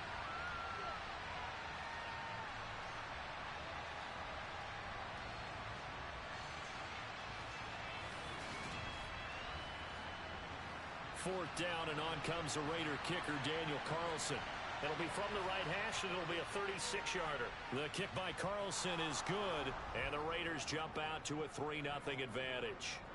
And all in all, a pretty decent opening drive, Charles. Pretty balanced. They had the passing game going and the rushing attack, too. I would think they have to be happy with that start because you get your ground game going, which means your offensive line and your runners are pretty happy, and then you get your aerial attack going as well, so your quarterback and receivers have smiles on their faces. Now both up to speed, awaiting their next possessions for this game. They can't wait to get started again. Time to see what Patrick Mahomes can do here with his first possession. The quarterback out of Texas Tech getting set to lead this KC Chiefs offense. And if you go by the numbers, he's had a Pro Bowl type season, and maybe that's even selling him a little bit short. He's the NFL leader in touchdown passes to this point in the year, and with the end of the season not too far away, he's got his guys playing at a very high level. Mahomes will lead the Chiefs up 1st and 10 at their own 18. A little jet sweep to start the drive. And he'll take this one up to about the 23. These are his numbers from last week's contest. 7 catches, 107 yards, and the touchdown. And he's trying to prove the adage, it's not just how you start, it's how you finish. And he is finishing awfully strong, takes great care of his body. I expect him to go ahead and put a capper on this season. Now this throw caught left side. And he gets this one just shy of the 40. They'll mark him down at the 39. Second catch for him today, and it'll wind up a 1st down. So we just called his name on the previous snap, and they go right back to him, Charles, for a second consecutive completion. Yeah, I think what we're discovering on this drive is that he feels like he has answers no matter what defense you throw up there. He reads it, finds the open spot, and is available for the completion. Now the man from UTEP, this is Aaron Jones. And they'll get to him after a gain of 7 to the 47. A good run, got 7 on first. Here's 2nd and 3. Mahomes taps this forward. It's a jet sweep. And he is going to lose yardage here.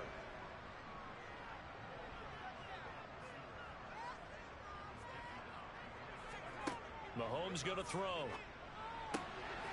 Throwing the out route, incomplete. It's James. And he will have a Chiefs 1st down as they're able to get the 3rd down conversion. The Chiefs at 9-4 now on the year. And they come in on a pretty good roll here. Winners of 3 straight. And last week was a bit of a nail-biter, a 3-point victory, but it's also the kind of game that reveals a team's true character. They fought all the way and came out victorious. So here's a 1st and 10 now in Raider territory at the 47. To throw, it's Mahomes. James has got it. Complete. So they'll get nothing out of that play, and it's 2nd down. 3-0 after 1 on EA Sports. The 2nd quarter from KC. It's the Chiefs in possession of the football as they've got it with a 2nd and 10. Now Mahomes.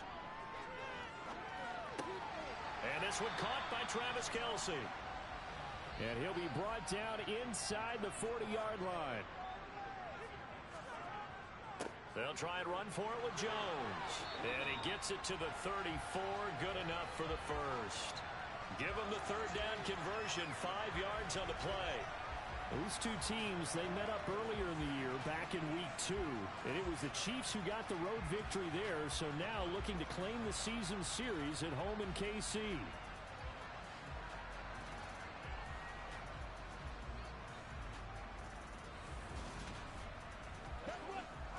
From the 34 now, here's 1st and 10.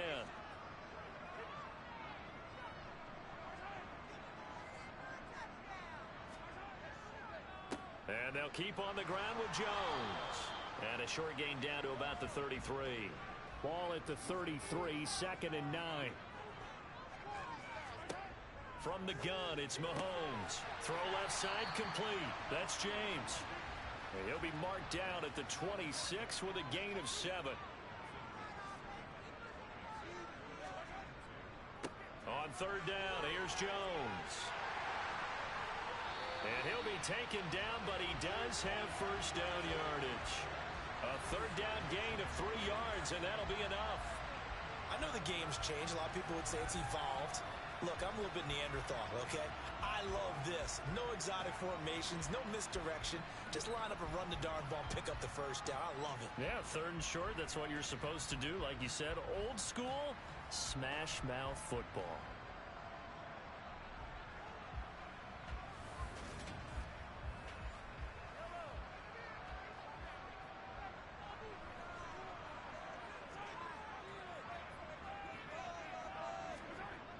Now a 1st down carry by Jones.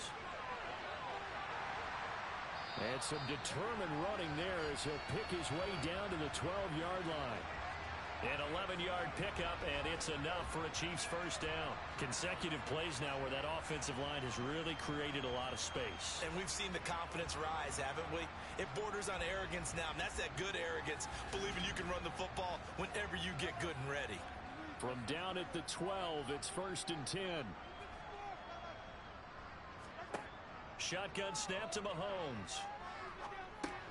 That is caught at the 7-yard line. And in for the Chiefs touchdown. A great play there with touchdown number 12 on the year. And the Chiefs have taken the lead. Partner, remember that old film of Peyton Manning going through the route tree with his great receivers in Indianapolis? I think we're seeing the results of the same type of work here today. These guys know each other so well, they don't even have to call the play. They can just look each other and know the route that's going to be run, and usually the connection is perfect. Extra point by Butker is on target, and that makes it a 7-3 lead.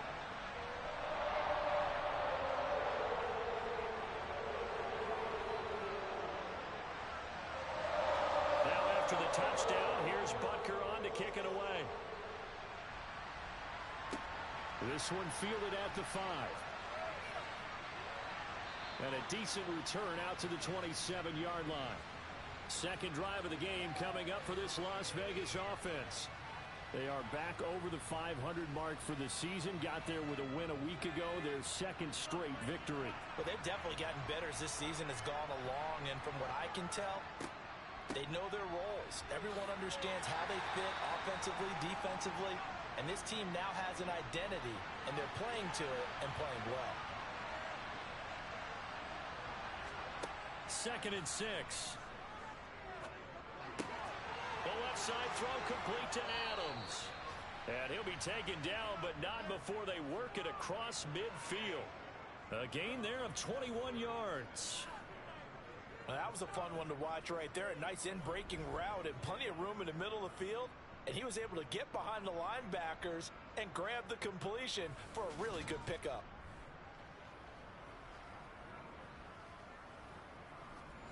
So now 1st and 10 in Chiefs territory at the 48-yard line. Jacobs going to try the middle. He's tackled a yard short of the marker. Good gain of 9 on 1st down. Even though they gave up more than they wanted to on that play, it actually illustrates how well they bottled him up throughout the game, because that was his longest run of this contest. the play fake. He'll look to throw. A pass complete downfield to Renfro. And he gets it all the way down inside the 10 and mark him at the 5. It's a gain of 34. Pretty good timing. He waited just enough for that post play to develop and laid it right in there. And you know what a lot of teams do when they decide to throw a post route? Because it's a little bit longer developing play, they max protect. Bring everyone in, keep the tight end in, an extra back to make sure the quarterback has time to deliver the football. Here's Jacobs. 5 yards, a good run there, and now 2nd and goal.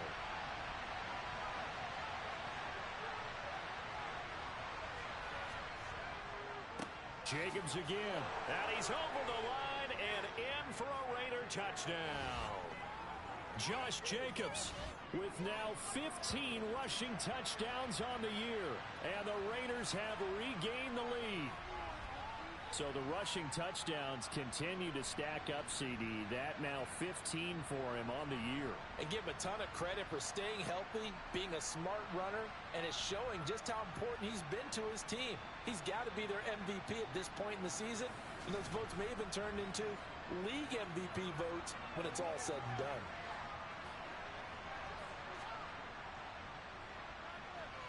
Extra point by Carlson, up and good.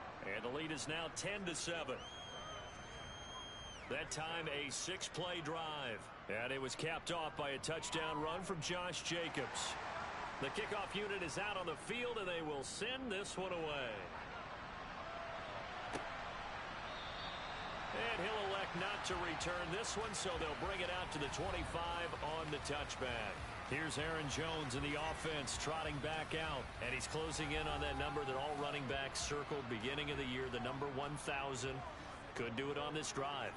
And you have to think to yourself that this moment, getting to this spot, it started in the offseason, right? Not just the workouts, right? Not just getting yourself physically prepared to play, but mentally, as well as your team, as well as your unit, head coach, offensive coordinator.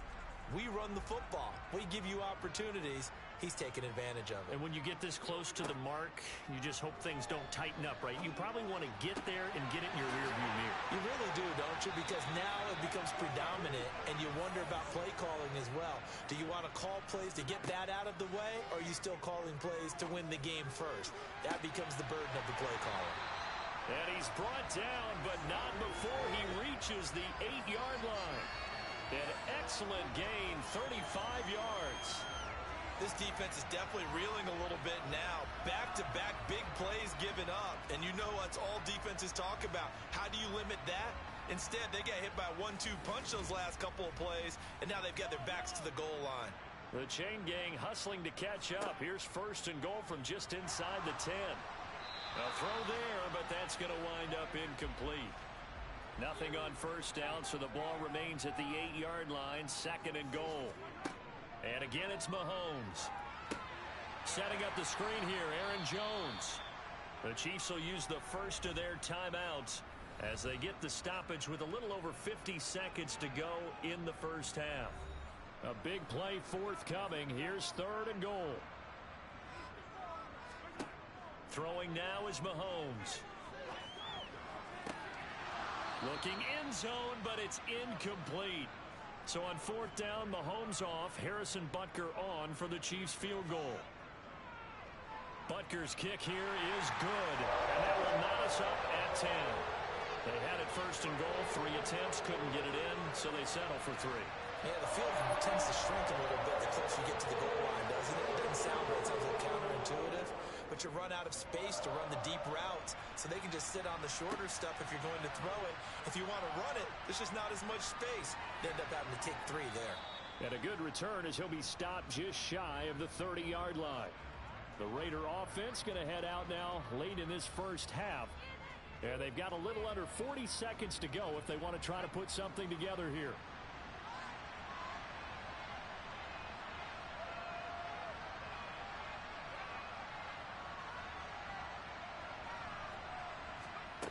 They'll try and start this drive in the air. And he's got his big tight end over the middle, complete. The Raiders going to use one of their timeouts as they'll stop it with a little over 30 seconds to go in the first half of play.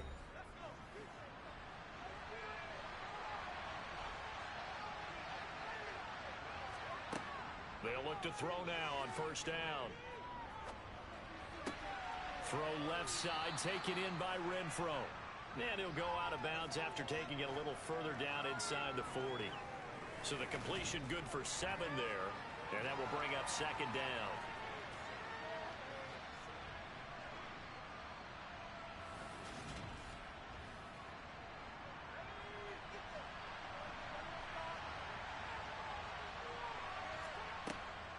On play action, they'll throw. That's caught by Myers. And he'll go out of bounds inside the 15-yard line. That one covers 24 yards. It's a first down.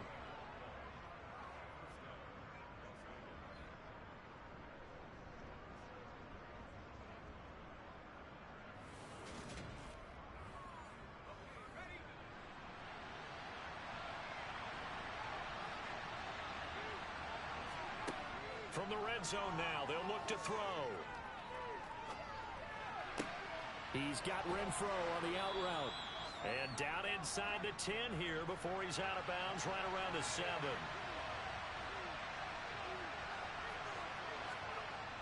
They'll stick with the passing game as he looks to throw. Touchdown Raiders! Devontae Adams in the final seconds of the first half. And the Raiders have taken the lead here in the final stages of this first half. So they're able to break the tie just before halftime. Now they just don't want anything crazy to happen on the ensuing kickoff. Yeah, they want to just add the extra point, get the kickoff taken care of, and get to the locker room with the lead that they fought so hard to get. Extra point by Carlson, up and good. And that makes it a 17-10 score. So not much time to work with here. 9 seconds remain in the half as this one is away. This will be fielded inside the 5. And he'll get it up past the 20 to about the 22. No reason to do anything foolish as they'll snap it one more time on first down. And with time running short here, they'll simply take a knee, and that should do it for half number 1. So we have reached halftime with a touchdown. That's the difference on the scoreboard. As we'll head down to Orlando, that's where we find our man Jonathan Coachman at our EA Sports Halftime Report. Coach. Okay, Brandon, time for a sprint to the finish, as it's time to get you caught up with what's happening around the NFL here in a pivotal Week 15.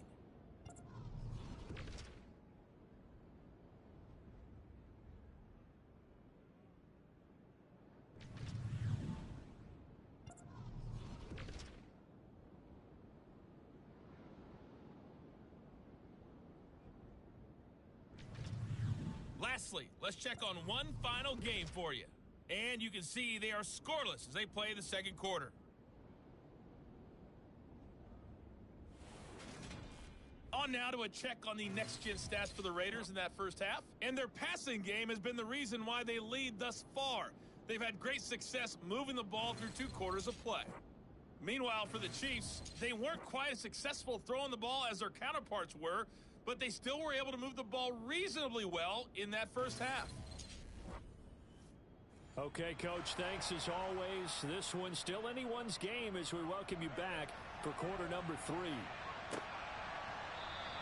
And this will not be returned, so the second half begins with a touchback. Here comes the Chiefs offensive unit as they'll have it to begin quarter number 3. Well, Charles, we saw a pretty entertaining first half, close ball game. Remember there toward the end of the second quarter, the opposition scored to take the lead. Now we'll see if these guys can get a score of their own to regain that lead. Yeah, they want to have that type of a response, don't they? Because they want to find a way to take control of this ball game one more time. Gauntlet's been thrown down. They want to see if they're ready to answer it. To throw again on second down. Mahomes caught. Kelsey left side. And they get him down, but not before he takes it across the 40-yard line. It'll go as a gain of 10 and a Kansas City first down. And he's the epitome of what we call the move tight end. A guy that you can line up anywhere. In the slot, out wide, in tight. Doesn't really matter because he has such great skills. You want to utilize him in all aspects of your passing offense. And there he was in the slot for the catch. And he'll be taken down at about the 45.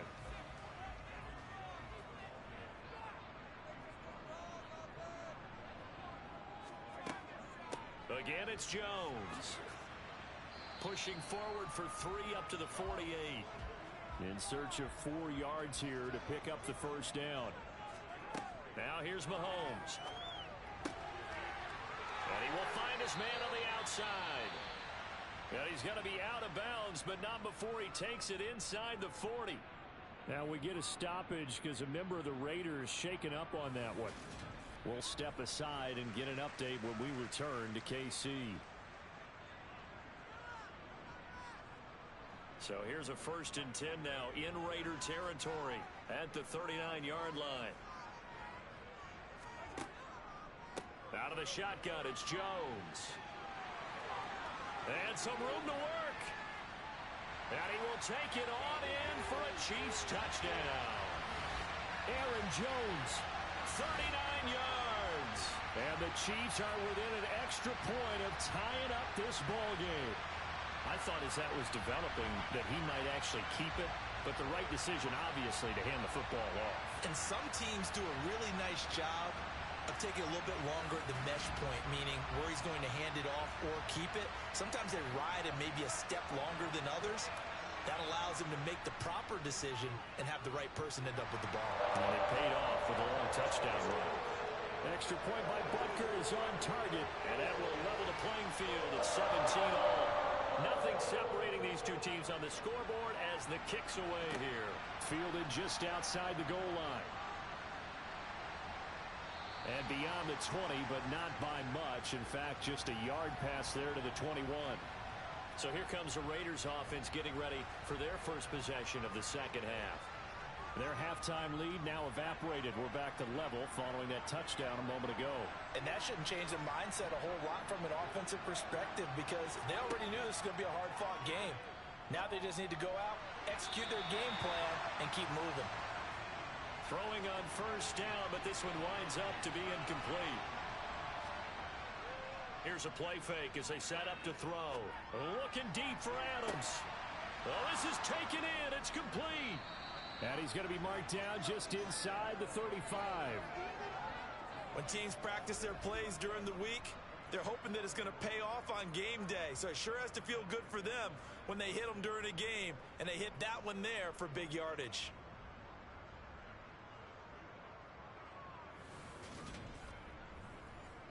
So the big play changes the complexion of things. Here's 1st and 10 just outside the 30.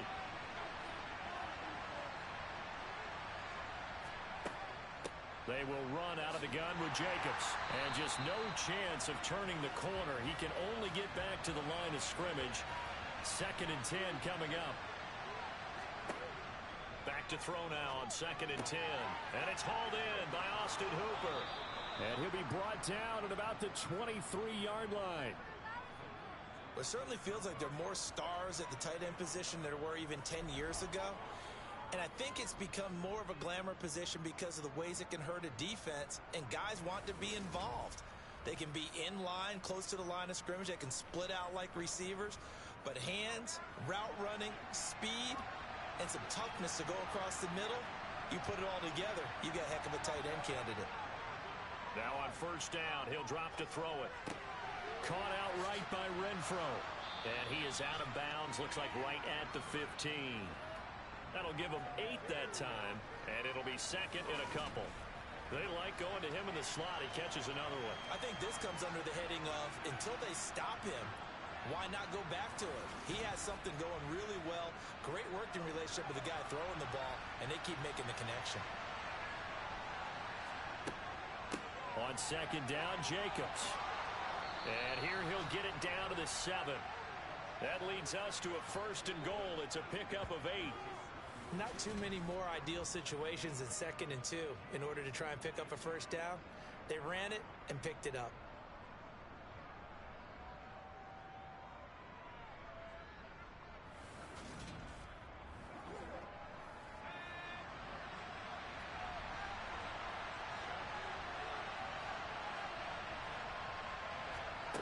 Now back to throw. Toward the end zone, but that's going to wind up incomplete. They'll try again here from the 7 on 2nd and goal. Back to throw. This is caught. The catch good for 6 yards, but now it's 3rd and goal. So it's 3rd and goal now, and this is where the KC crowd can make it very tough. Jacobs. And Jacobs, I don't think he's going to get there, no. It appears they're going to mark him short of the first. A loss of a yard, and it brings up 4th. And I know this quarterback. His instinct, he's going to want to go for it here on 4th and goal. I want to see if the rational heads on the sidelines prevail, and they say this late in the game, let's get 3 in the lead. This debate is going to be fun. Carlson able to put this one through. And with that, they take the lead here 20-17. So a response there to the touchdown of the opening drive of this 3rd quarter as they're able to reclaim the lead. And I think he'll take that because obviously you'd like to be able to match them touchdown for touchdown, but the first order of business was to get the lead back, and they've done that. Now you want to give a good pep talk to your defense to take it from there. KC's offense ready to take over. This drive here beginning probably with a pair of motivated groups. Remember, the offense scored a touchdown on their last time out, looking to repeat that in Charles's defense. They were very frustrated after giving up 6 the last time on the field. And frankly, it's just a battle of wills in a lot of ways because you know they're both motivated, they both game plan for this drive, and they both have specific outcomes in mind. To me, it just comes down to who can execute better and which side can step up and assert its will over the other. Mahomes' throw on target to James. And he gets this up across the 35 before he's out of bounds. Line of scrimmage, the 37 on 1st and 10.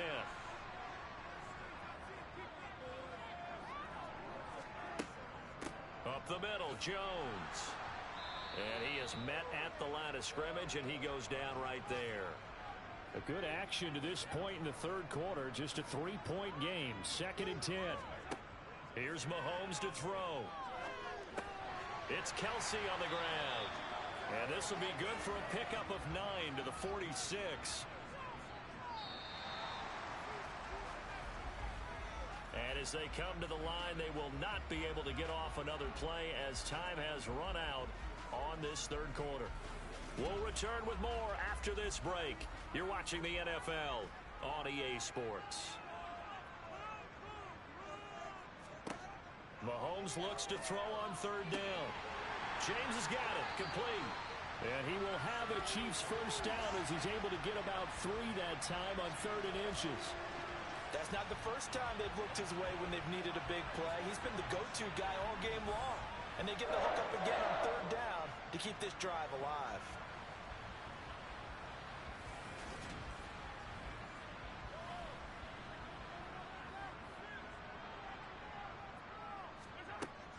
They go back to the ground with Jones. And good penetration here. He'll get this down only to about the 49-yard line.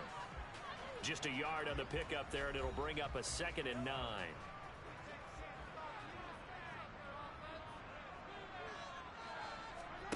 Mahomes going to throw.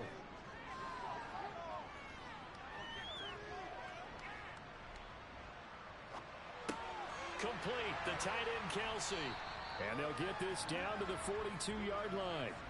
So they'll try to move the ball closer here on 3rd down. A field goal from this spot would be just inside of 60 yards, 59 to be exact. Another pass into the reliable hands of Kelsey. And he's going to have another first down as the tackle comes at the Raiders' 33. Give him 10 yards there as this offense is on a roll. This drive continues to plunge forward. We often hear the phrase sure-handed tight ends, and he certainly fits into that category. Plus, he's got a quarterback who knows to look his way when they need a big pickup. And on this play, he finds him for the first down.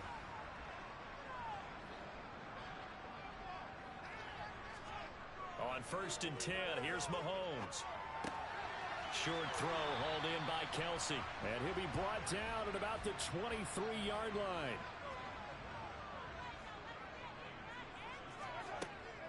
On 2nd down, it's Jones. And he'll be a couple yards shy of the red zone here at the 22-yard line. Only a gain of a yard, but that's all they needed.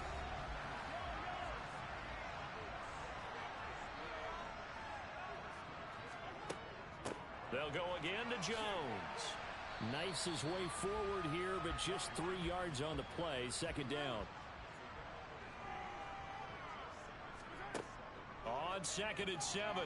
Mahomes over the middle, complete. It's Jones. Touchdown!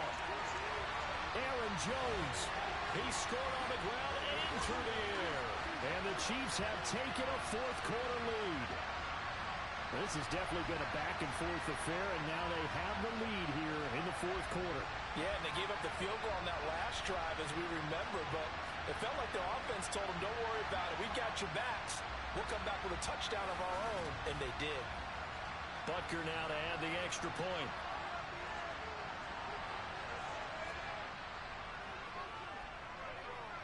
And that will make this a 4-point game. So that drive, 12 plays in length, and it's capped off with a Kansas City touchdown. Now after the touchdown, here's Butker on to kick it away. And there will not be a return here. It's a touchback, and it'll come out to the 25-yard line. The Raider offense heading out as we take a look at the playoff race in the AFC. And they will be looking to answer the touchdown. Their defense just surrendered. Still a good chunk of time remaining here in the fourth quarter, and a chance to regain the lead in a tight one. They'll come out throwing here to start the drive. And finding the tight end Hooper. And he'll be upended at the 28-yard line. Just a 3-yard gain there. Here's a handoff to Jacobs running left. He'll be hit down at the 33, 5 yards on the play. This is 3rd and 2. Maybe the biggest play in this football game. Over the middle, that's caught by Adams.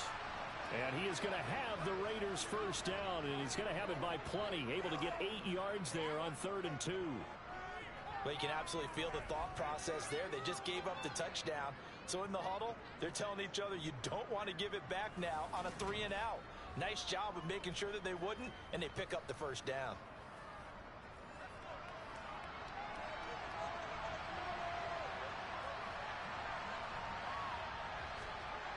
Back to throw now on first down. Toward the center of the field, but it's incomplete. Here now is 2nd and 10, again from the 41. The play action fake. They'll look to throw.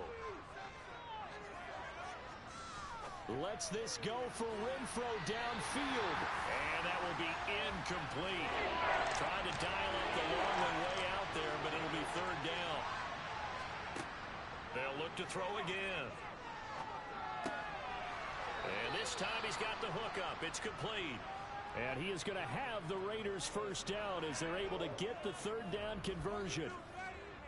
Nice job there of utilizing his big target. He didn't overthink it. Understands the catch radius, understands that he knows how to use his body to keep defenders away from the ball, and puts it right out there for the nice pickup. So now 1st and 10 in Chiefs territory at the 48-yard line. Back to throw again. He finds his man, complete. That's Jacobs. And the tackle going to be made at the 38. Fourth quarter, down to the final 2 minutes, and we've got a one-score game. So here's a 1st and 10 at the 38. Again, he'll drop to throw. Same target. It's Jacobs again. The completion, but they go in the wrong direction. A loss of yards, and now they're dealing with a 2nd and long. I believe I can see what they were trying to do there, but unfortunately, the back ran out of room. Too close to the sideline. And for defenders, we're often taught, 11 on the field, those sidelines can become the 12th defender. It worked to the defense's advantage on that play. Back to throw. Very quick throw. He's got Myers. And he'll be taken down here just shy of the 30.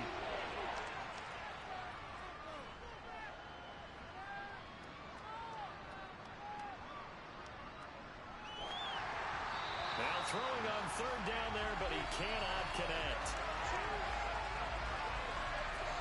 Partner, they've got one chance left to keep this one going, and I think for you and me, let's think along with their offensive coordinator now. Has to think back, cycle through every play of this contest, and remember what's worked and what hasn't.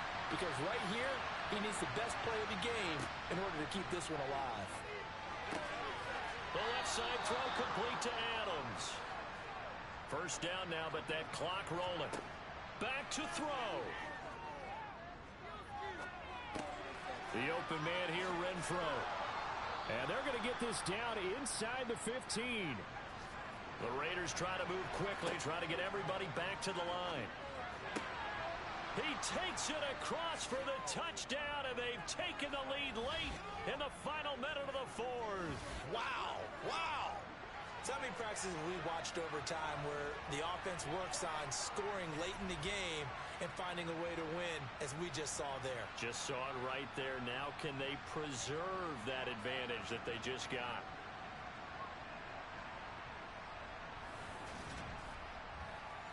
Now an important extra point here to stretch this lead to a field goal. He's got it, and this is indeed up to a 3-point lead. So that drive spans 13 plays. And it was all capped off by Jacoby Myers on the touchdown reception. Set now to kick this one away, and off it goes. Fielded just outside the goal line. And they'll get him down inside the 30 at the 27. Here comes Mahomes and the Chiefs. Down 27-24, 44 seconds to go. They've won 3 in a row, but they've got work to do if they want to get a 4th in a row as they come up on first down. Mahomes. Looking middle, and that's complete. The Chiefs now going to use the first of their timeouts as they'll stop it with a little over 30 ticks to go in the football game.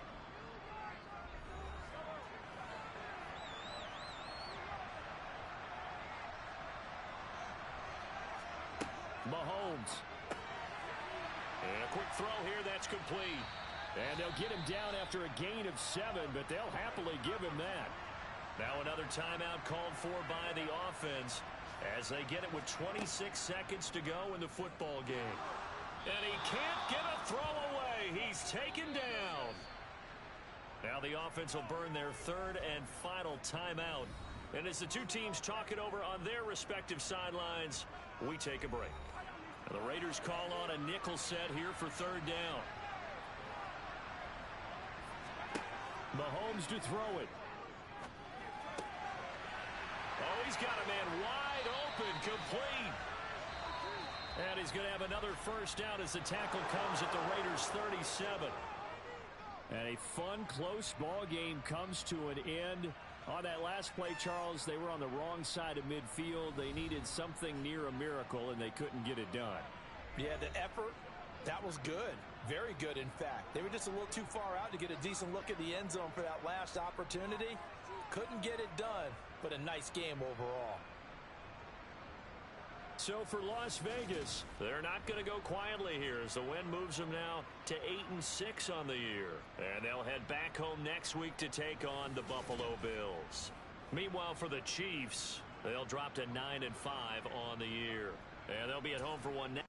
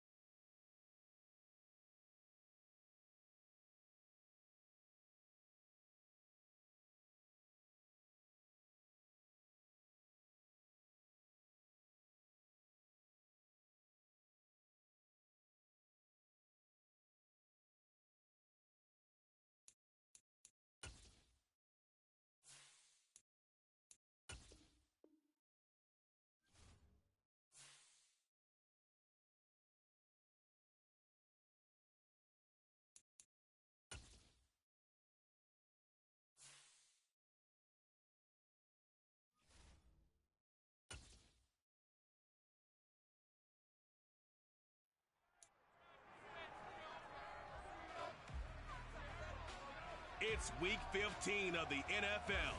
Coming up, we'll see Kenny Pickett. After his last game, now across 3,000 yards for the season. It's the Steelers and the Seahawks, and it comes your way next.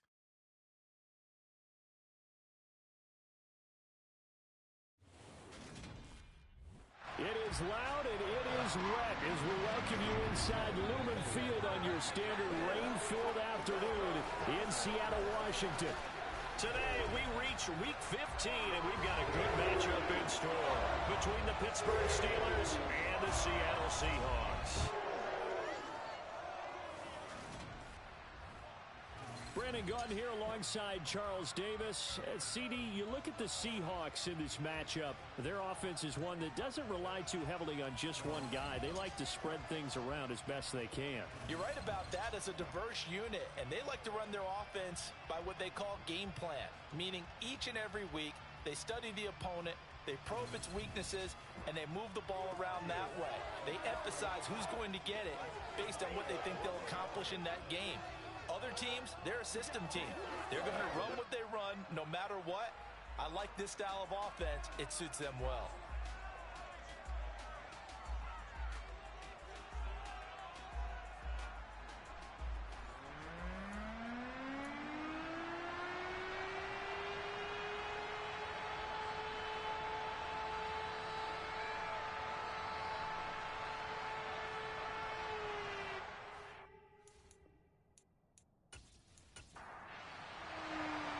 Here's the kicker, Jason Myers, to get this one started. And off we go from Seattle. And the opening kickoff will not be returned, as that will be a touchback. So here are the Steelers now to take over for the first time. And leading them out there, we get a look at their 6'3" quarterback. You know what I did in pregame? I made sure I touched him as he went by. I want a little bit of what he's got. The golden arm from last week. Oh, how much fun was that to watch that game tape, all right? The number of touchdowns, what was that, 5 last week? Yeah. But 0 interceptions. So you think he's due to throw a pick, but I'm betting that he continues the streak in this game. Looking to throw right away, Pickett. He gets it complete to Harris. And he gets this one just shy of the 40, down at the 39. 14 yards there on the first play from scrimmage. Nice little nifty play for him there. Yeah, that's the ability to read a defense and utilize players that don't often get picked up in coverage easily. And I'm talking about being able to use the backs out of the backfield. Because I know that when I used to cover, hey, we got everybody oh, he just snuck out there, and they just got a nice first down there. What do we love to say? Get those backs into space, right? And they were able to do that there. Nice pickup on first down. So from the 39 now, they'll come up on a 1st and 10. Harris running straight ahead. And slow going there as he'll only get a yard, maybe, up to the 41. A look at the numbers for Harris in last week's game. 12 carries, 62 yards, and a touchdown. And when he went over 1,000 yards last week, you know what it did for their offense? It gave them a true identity, because everyone's going to talk about this. The offensive line's going to take pride in it. Of course, the guy carrying the football will. But how about the coaching staff? When they go in and talk contracts, when they talk to reporters, hey, we had a 1,000-yard rusher this year. That means something in today's NFL. Now a deep ball there on 2nd down, but it'll wind up incomplete. An incomplete pass on that last play, and that means they'll need to come up with something here on 3rd down. Back to throw, Pickett. And the throw there going to be incomplete. I'm quite sure that they envisioned a much better start to this game when they practiced all week. But they failed on that 3rd down play. That brings up 4th down, and they'll probably have to punt it away. On 4th down, punt coming from Braden Mann. Back deep for the Seahawks, Tyler Lockett.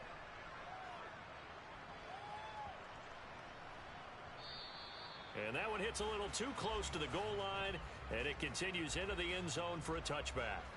Here come the Seahawks and their offense now under veteran head coach Pete Carroll. They're led by their quarterback from the University of Alabama, Mac Jones. He had the numbers of a game last week that if you win, you talk about him being a gritty guy, managing the game, getting it done. But they lost. So obviously 2 interceptions, 1 touchdown pass.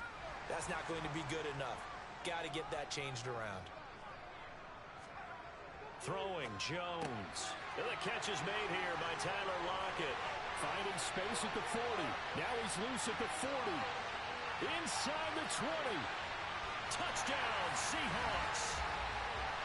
Tyler Lockett, his third touchdown now on the year. And the Seahawks are on the board first here this afternoon. Well, like so many wide receivers, he is a threat with the ball in his hands, and he's able to do his damage here after the catch.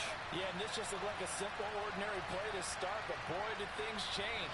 Once he got free, it was off to the races, and once he hit high gear, there's absolutely no one who was going to stop him. And you can see the distance traveled there after the catch on the next-gen stats. Jason Myers now for the extra point. He hasn't missed an extra point all season, and he won't miss this one either, and it's 7-0. Those are the ones the offensive coordinators dream about. One-play drives from that distance. What an effort. It results in the touchdown. And it'll come out to the 25. Austin not going to try and return it. So Pittsburgh retakes the field for their second offensive possession. The last series for him, a little disappointing, forced a punt. And now they'll try to do better here and come away with some points as they begin this drive. 1st and 10. Off the play fake, here's Pickett. That ball caught by the former Toledo Rocket, Deontay Johnson. And he'll be taken down, but not before they work it across midfield. A good pickup there, 26 yards.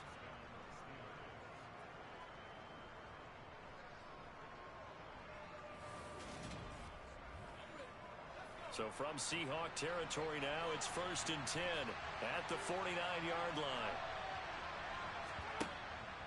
On the give, this is Harris. And he'll get this into enemy territory, but not by much as he's down to the 48.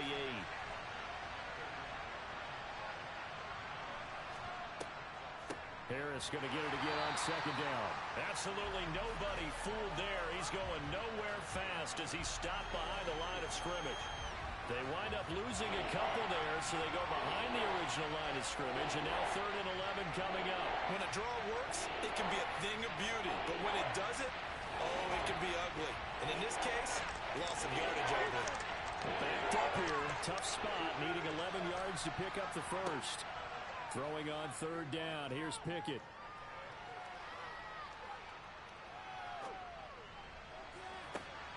Here's Johnson with a reception.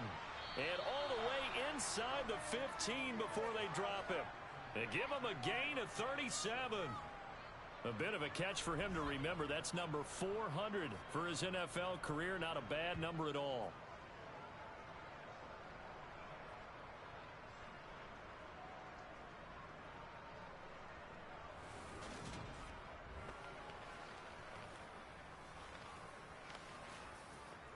So how about this for field position after the big play? Inside the 15 now as they come up on 1st and 10. Inside the red zone here. They'll look to throw. And he's going to go down. He's sacked back at the 24. Uchenna and Wosu got the sack there. I know there'll be a little bit of criticism there because they went right back to the air after the huge pickup and end up getting sacked. That's often a play that you make. You feel like you've got momentum on your side. Unfortunately, the O-line failed to hold up to try to keep that momentum going. And the job becomes twice as difficult now. After the sack, it's 2nd and 20. Now Pickett. That's going to be caught by Pickens. And he'll be marked down right at the 15-yard line. 7th play of this drive coming up, and a long way to go on 3rd down. Looking to throw, Pickett. Now the pressure gets there, and he goes down just inside the 20 at the 19. Call it a loss of 4 there on the sack, and speaking of the number 4, it brings up 4th down now. We always talk about how teams are so competitively matched and you just want to make those plays that give you an advantage.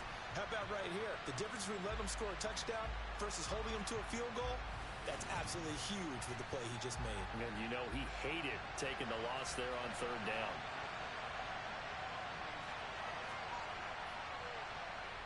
Boswell's kick is good. And they are on the board, but still trailing. It's 7-3. So they put together a good little drive there, but ultimately stalling out in the red zone. Yeah, and I know a lot of people look at it as a little bit of a negative. They didn't get 6 points out of it, right? Didn't get the touchdown. But that's actually okay. They got 3 points, able to give their defense a little bit of rest, let them settle down over there. So all in all, to me, that's a good drive.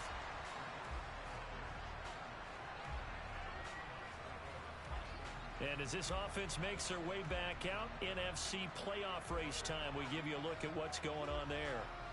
Offense running back out here, and you remember last drive, it was pretty quick, about 10 seconds, Charles. One play, very long pass play that ended in the end zone. And you know, every offensive unit, when that happens, they want to come running back out and recreate it.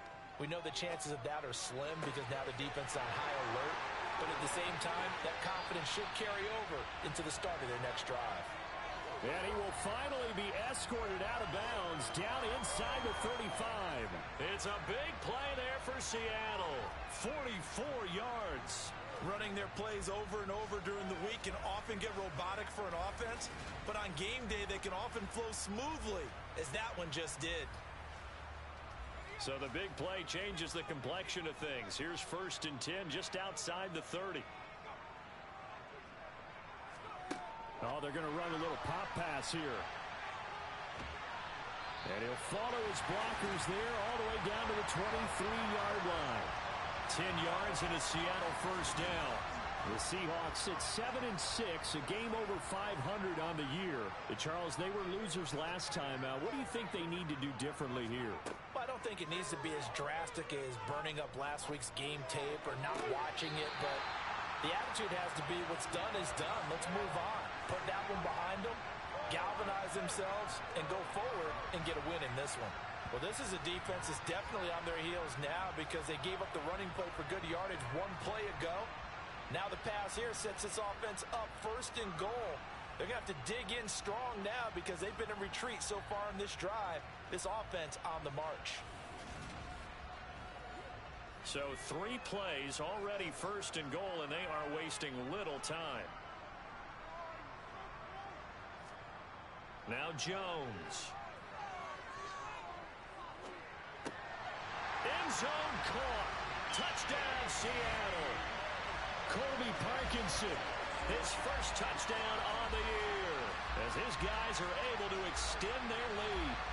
You got to figure down by the goal line. This is where a tight end earns his money, in the high traffic area. And he's able to work free in the middle of the end zone and grabs that one for a touchdown. Now Myers for the extra point.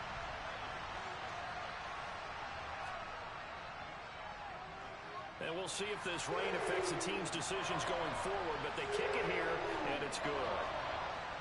A drive there of just 4 plays, and it all culminates with a Seattle score. And after the touchdown, here's Myers to boot it away. And it'll come out to the 25. Austin not going to try and return it. The Steelers ready to take over on offense. And after the field goal last time, we'll see what they can get here. At least they got points out of the last drive, Charles. I never met an offensive coach that didn't want to drive to end with a kick. Most of them wanted to end with a PAT, right? In this case, a field goal, they'll take it. Way better than the alternative, which is a punt. Yeah, but you met fan bases that wanted that, that weren't happy with that field goal. I haven't met a fan base yet that wants to drive to end with a kick, other than the extra point. That's it.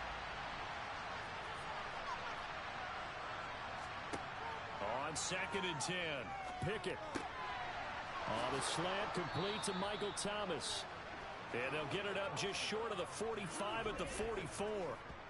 First grab for Thomas. It's good for a first down as well.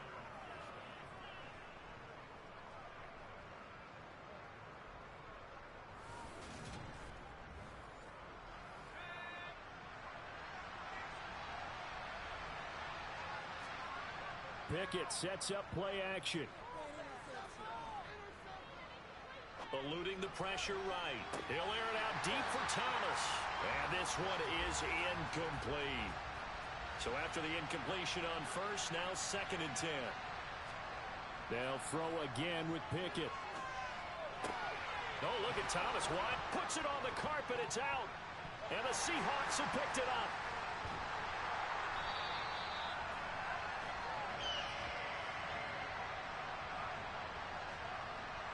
And hopefully for both sides, not a sign of things to come, Charles. This morning, it was so perfect outside, but we knew this weather was coming, and we see the effects of it here early on. And I wonder if how perfect it was this morning has psychologically fooled everyone. You know, it's almost like even though we were told the weather was coming, and you know the teams knew it as well, that maybe they got fooled and thought, it's going to be okay. And now they're probably a little upset that it's out there. Because warm-ups were dry. Oh, well, dry. Now you've got to make the change up, and it's the first quarter. Might take them a little time to settle in on their focus and concentration.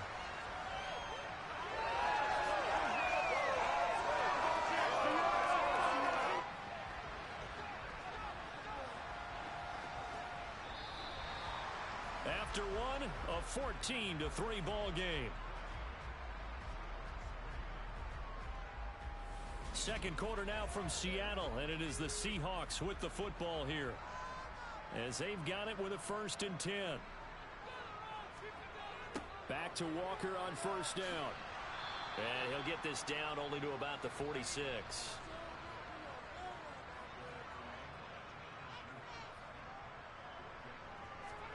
On 2nd and 9, Jones. Wide open receiver complete. It's a big play there for Seattle. 43 yards. That's a real nice job right there. Working the middle of the field, working against those safeties. And you know, partner, if you get your hips turned the wrong way, big plays can result. And a big play resulted right there. They scored touchdowns on drives 1 and 2, and now they're trying to make it a perfect 3 for 3 to start. On the ground with a tight end. And he's going to get this back to the 3-yard line and no further. 2 of their 3 red zone trips so far, they've come up empty on. They'll look to reverse that trend on 2nd and goal. They're able to get a couple here, but won't get across the plane as they stop him right around the 1. Walker. No gain on the play, and what to do now on 4th and goal. Defense didn't budge on 3rd down. Now what are we going to see on 4th? We are soon to find out, but does this feel like old school football or what, right? Yeah. This is an old-fashioned goal line stand. I know what I would call on offense. I would go for it. And I want some type of a play where my quarterback has a chance to run it or throw it. I don't just want one static play. On comes the Seahawk kicker here on 4th down. It's Jason Myers. From the right hash at a bit of a tight angle. Myers' kick is good, and they will stretch the lead now to 17-3. So 3 points on the board, as easy a field goal as you're going to get, but I can see you shaking your head. I love that peripheral vision of yours, partner, because to me, if it's the 4th quarter and you're up 6, I get it. But now, even if you run and don't get in, you're still setting them up to go a long field, 98, 99-yard drive. How do you look at your defense and not give them that opportunity? And a good return, able to get out across the 35 to the 36. And Pittsburgh getting set to take the field. And this not an easy situation. You're down early, in the elements, you're on the road. How do you get the mojo back? Well, one thing is to remember that as an offensive player, you have a much better idea of what you're trying to accomplish and where you're trying to go than the defender. So in this case, because you know it, you can make your cuts with a little more decisiveness. Maybe a second fake, some double moves, things of that nature to go and try and put some pressure on the defense. Trying with Pickett here on 3rd down. Open man is Michael Thomas. And he will have a Steelers 1st down as they're able to get the 3rd down conversion. Well, these guys have definitely been outplayed in the first half. I like their countenance. I like the way that they haven't panicked out there, the way they're carrying themselves. They're starting to move the ball, and what you have to do, maintain your poise and start to put together some drives.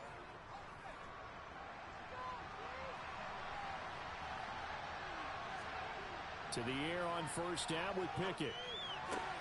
He finds his man Johnson. And he'll be taken down here just shy of the 30.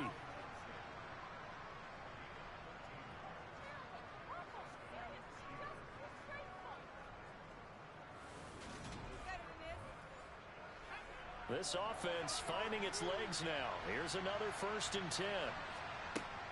A run with Harris out of the shotgun. And he'll power his way forward for about 4 yards there on the first down carry.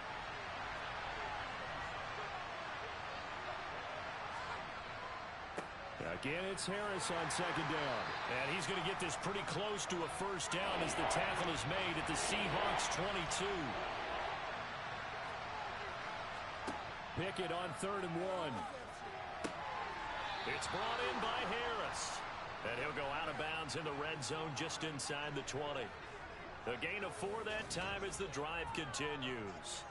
Short yardage situation, you have to wonder if they thought that they were just going to run it inside. But you have to be cognizant of the back slipping out of the backfield trying to find some open space. And that's exactly what he does to the tune of a first down. Now a first down carry for Harris. And he'll take it from the 18 to the 15. A gain of 3. And we've hit the 2-minute mark in this first half of action.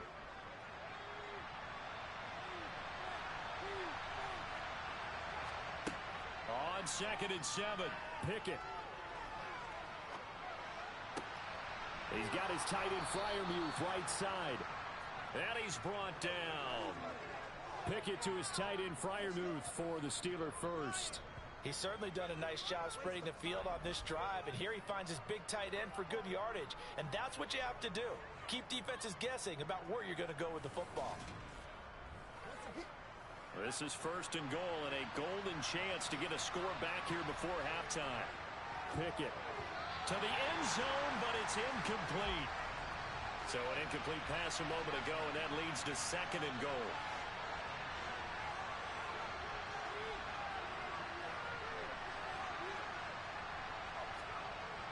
Pickett, he'll look to throw it.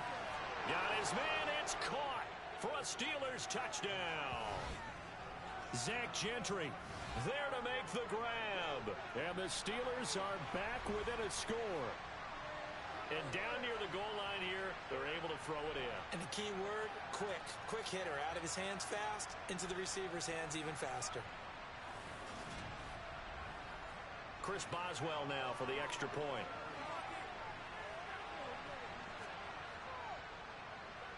And it's up through the goalposts. It's 17-10. So that one a long 11-play drive. And it ends with the Steelers finding the end zone. Boswell now to kick it away after the touchdown.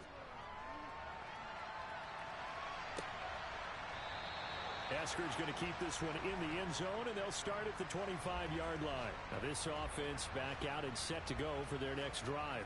And with still more than a minute to go in the half, time to try to mount a drive. And I would think that they would have to. This is today's NFL. You got to push it whenever you get an opportunity. You can never have enough points with the high-powered offenses that you face. And analytics will tell you, try and score when given the opportunity. And that's good for a gain of 6, and it'll be 2nd down. Well, it's time for them to be good teammates right here. And what I mean by that is possess the ball for a little while. Get at least 2 first downs. Give their defense a chance to settle down a little bit after they give up a touchdown. They'll come up now 2nd and 4 from the 31. Now the Seahawks going to use the first of their timeouts as they'll stop it with just over a minute to go before halftime. 4 yards remain for 2nd down.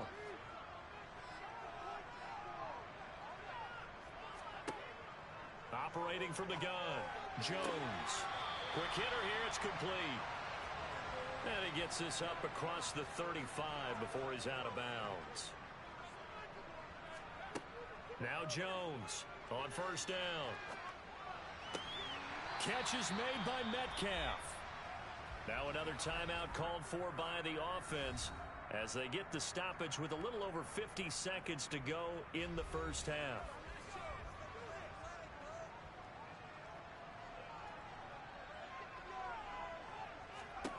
Back to throw again. This one goes underneath to Walker. And a 5-yard gain gets him to the 42. Throwing again on 2nd down. Jones. That'll be incomplete as the clock will stop with 14 seconds remaining. They'll stick with the passing game as he looks to throw. Open man is Metcalf. He's got it. And they're going to have themselves another first down as the tackle's made at the Steelers' 18. 4 seconds left, and there's the timeout. In field goal range and a chance to tack on 3 before intermission. So with 4 seconds to go in the half, here's the field goal unit onto the field. Myers' kick is good, and they double him up here. That makes our score 20-10. So a capper there to a pretty good first half. And I love the way that they put a chokehold on the clock and pretty much drained everything before they put the field goal on the board as they headed into the half. Taking it about the 1.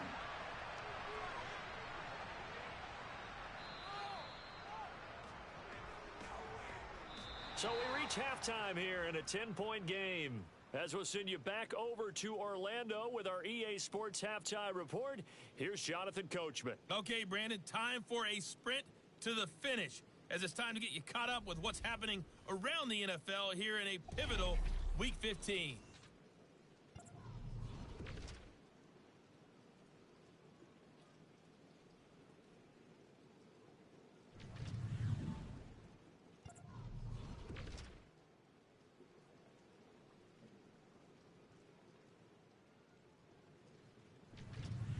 Lastly, let's check on one final game for you. And you can see they are scoreless as they play the second quarter. Time now for a check of the next-gen stats for the Steelers in that first half. And not much went right in those first 2 quarters. You can see the numbers on the ground there. Not a whole lot to write home about so far. Meanwhile, for the Seahawks, you get a look at what they were able to do throwing the football. And whatever they've done, it's worked, as they have the lead through 2 quarters of play.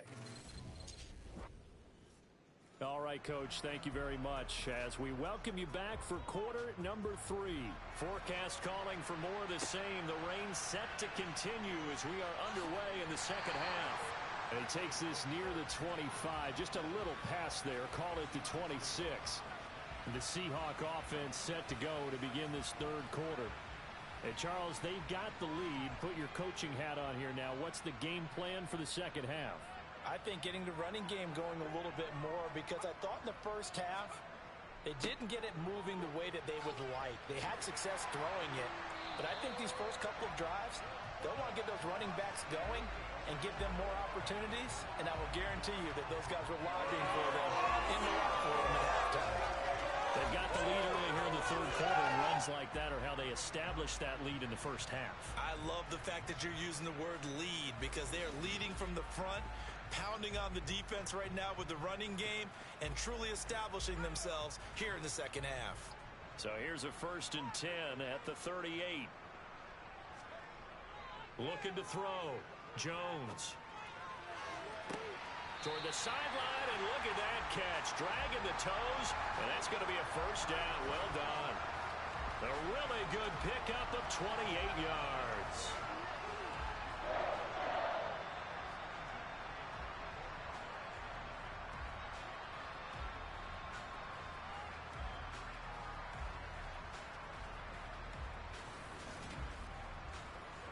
Operating out of Steeler territory now. Here's 1st and 10 at the 34.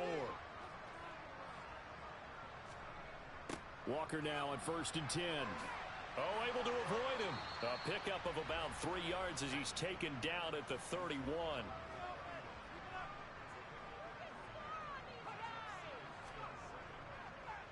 Sticking with Walker on 2nd down. And he'll get about 3 as he's brought down to the 28.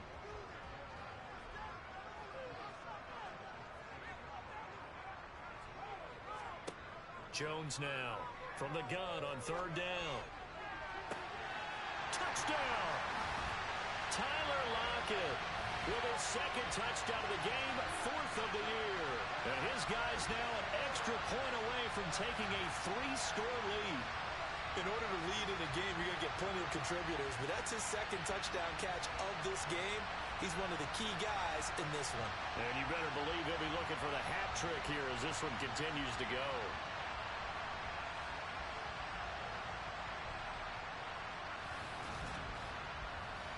The extra point now coming from Myers.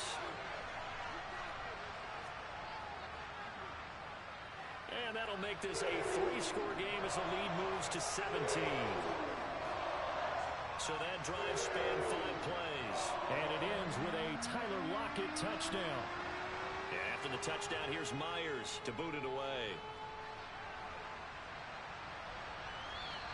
And they will not get a chance to return this one as it's through the end zone for a touchback. Time for the Steelers offense now to get set for their first possession of half number 2. Pickett leads the Steelers up here with a fresh set of downs. At their 25-yard line. Pickett to throw on first down. A quick throw there going to be batted away and incomplete. Following the incomplete pass, here they go again. 2nd and 10 from the 25. They run the play fake. Here's Pickett.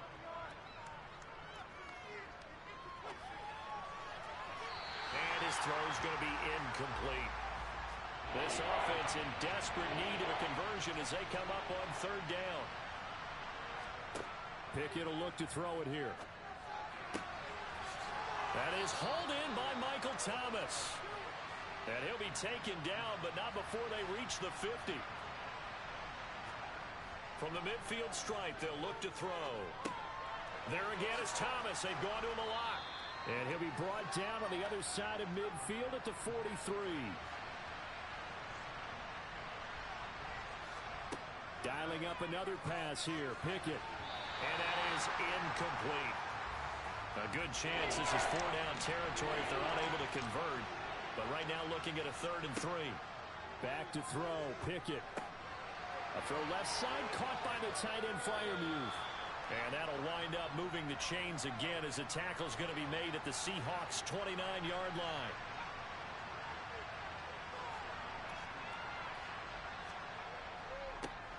They hand this off to Harris. And he'll fight forward on the straight-ahead running for just a couple of yards. 2nd down.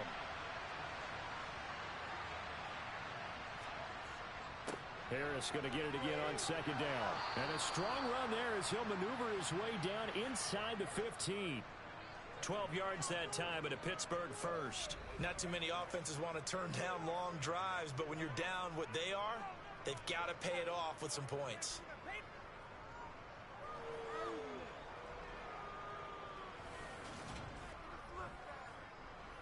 Here's a 1st and 10 at the 14-yard line. From the red zone now, they'll look to throw. Looking end zone, but it's incomplete. We sit in quarter number 3 out in Seattle. A 2nd and 10 now. Here's Pickett. Setting up the screen, Harris. And he goes backwards here, losing yardage back to the 16. 2 yards the loss, and now 3rd and 12. Time to give a little credit here. That was an excellent read by the guys on the defensive side of the ball. Oh, you're crediting your defense. Got to credit them on that one because they tried to fool him, right? Tried to trick him. Ran a screen, and they went to it and smothered it for a loss of yardage. Throwing on 3rd down. Here's Pickett. He's got it. And in for the Steelers touchdown. Deontay Johnson, a 16-yard touchdown. And the Steelers are able to make some inroads here to that deficit. So a very important first drive of the 3rd quarter, Charles, and safe to say, a much-needed touchdown. Which leads to the question, where was this in the first half? Because if they'd had a few more drives like that, they wouldn't be in this situation. But that is the kind of drive that sends a message to the other side. We're going to be here, and we're going to battle you to the end. A good hold in these wet conditions. The point after is up and good, and the lead is trimmed down to 10.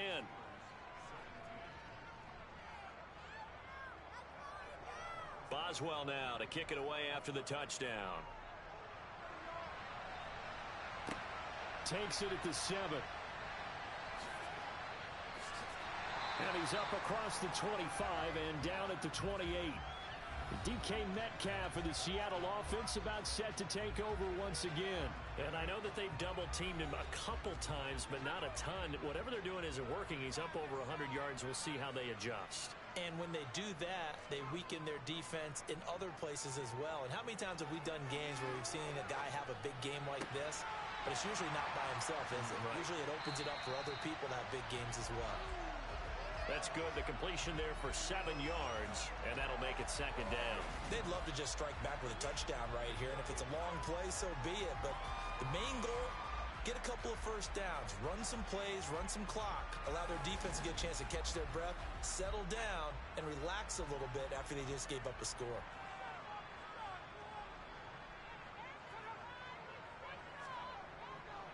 On second down, it's Walker.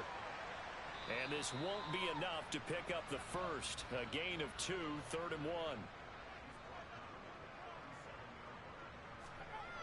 Now Jones. That's complete to Disley, the tight end. And he is going to have a Seahawks first down as they're able to convert on 3rd and short yardage with a gain of 4. At first glance, I thought he just used his size in order to win the route. But he also had a little subtle move in there as well. Made the defender think he was going one direction and was able to track the ball in another.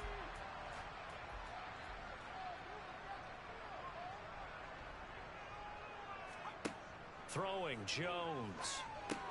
He's got his big tight end, Fant.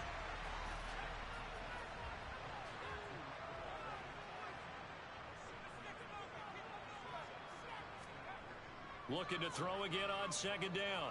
Jones. And that'll be incomplete. So the incomplete pass on the last play, and that leads us to a 3rd and 3. Off play action. Jones. Pass is caught. It's Metcalf going across the field here. And he will be taken down, but a big pickup there on what's going to be the final play of the 3rd quarter. We're off to the 4th quarter here in Week 15. Happy holidays to all. We'll return with more after this. You're watching the NFL on EA Sports. From the red zone now, they'll look to throw. Over the middle, he finds Eskridge. And he will be brought down at about the 6-yard line. That's over 40 yards of movement with those last 2 plays. The passing game continues to be their friend. Even with a stable lead here in the 4th, Charles, they're going back to that well. Yeah, with their overall philosophy, you know that they trust their quarterback. He's been able to throw it well. They continue to throw these safe passes. Who can blame them? They'll look to throw again. And he's got it. Caught in the end zone for the Seahawk touchdown. From 6 yards away. And the Seahawks look like they're going to get back in the win column as they extend their lead here in this 4th quarter. Well, he has been fun to watch throwing the football in this one. It's certainly not fun for that defense, though, Charles. Now up to 4 touchdown passes in this ball game. Yeah, we're supposed to be neutral, but I'm feeling their pain right now because he has absolutely carved up the secondary. A clinic on how to attack the defense and take them out of the game. Myers connects on the PAT, and that'll make this a 3-score game now. The lead moves to 17.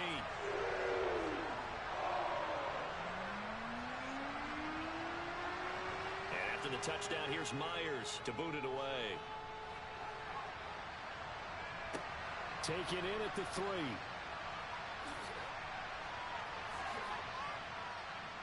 And a nice return sets him up pretty good here right at the 30-yard line. And Pittsburgh getting set to take the field. Remember, they have won 3 straight, but getting to 4 straight does not appear to be in the cards as they are in a big 4th quarter hole. On 1st and 10, it's Pickett. Johnson with a completion over the middle. And they get him down, but not before he takes it across the 40-yard line. 1st and 10, here's Pickett. He's got this to Pickens. And he'll go down, but not before getting this inside the 30.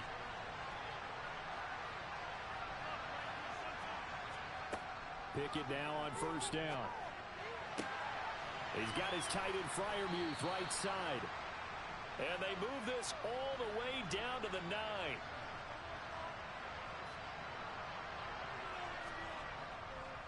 Now a give, running left is Harris. And running room hard to come by here. He gets it down to the 8.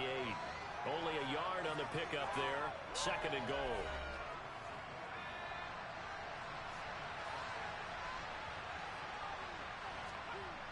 Now Pickett. And caught in the end zone. Touchdown, Steelers. Michael Thomas from 8 yards out. And the Steelers have got it back to a 2-score game here in the fourth. Extra point put through by Boswell. And the lead is trimmed down to 10.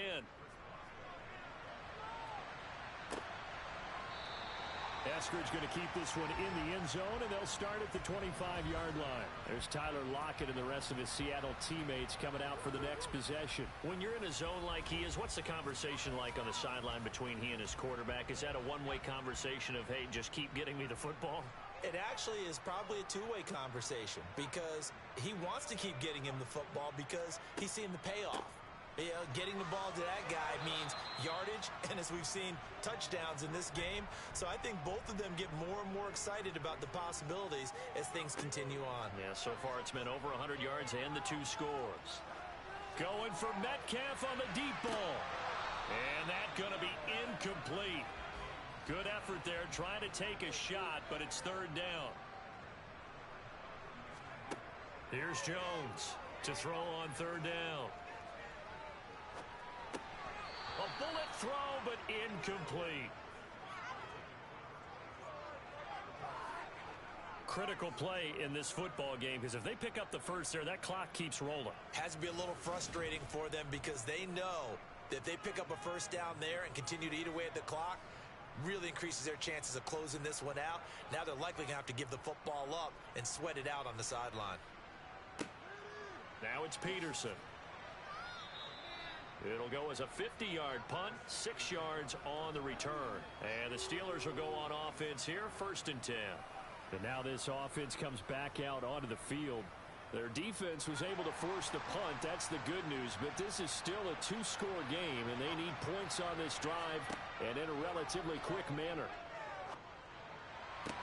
Toward the sideline, and look at that catch. Dragging the toes, and that's going to be a first down. Well done. 12 yards that time at a Pittsburgh first. And a good start there on first down. They've got to have this drive. No doubt about it. Down a couple of scores. They have to find a way to put it in the end zone. Chunk plays, explosive plays. That will be the key to this drive. To the air on first down with Pickett. Open man, that's the tight end Freiermuth. And this will leave him a yard short. Nice pickup of 9 yards on first down. To throw again on second down. Pickett throwing middle, but it's incomplete.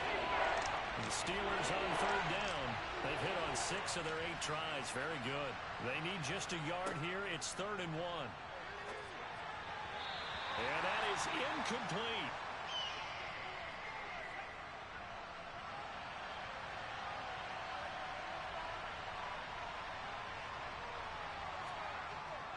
They're going for it. This is Harris. And he's got the first down yardage there as he takes it just across midfield.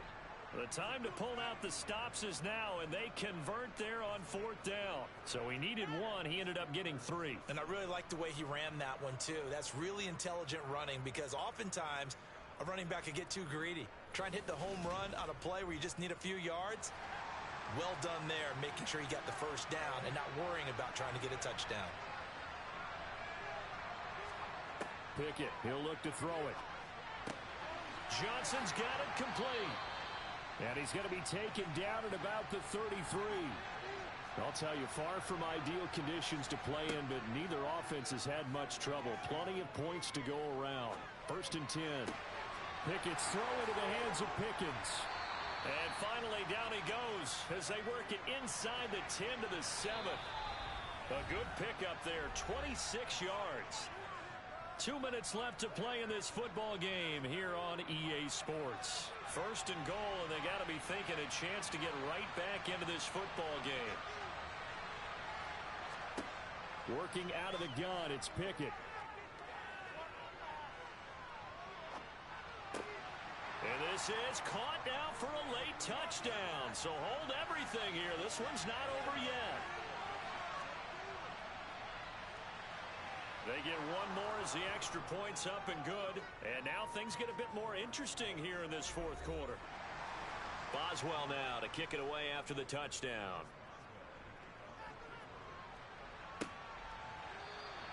Eskridge going to keep this one in the end zone, and they'll start at the 25-yard line. Seattle now ready to march onto the field.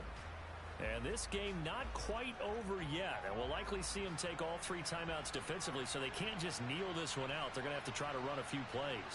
You're exactly right. They've got to get a first down and make them use up all their timeouts in order to feel like they have this one in hand.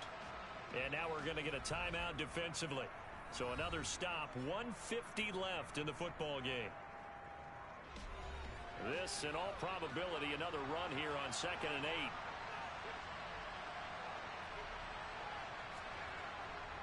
Sticking with Walker on 2nd down. And he'll take this up near the 35, maybe the 34. Now the Steelers use the second of their 3 timeouts as they'll head to the sideline and talk over what to do next.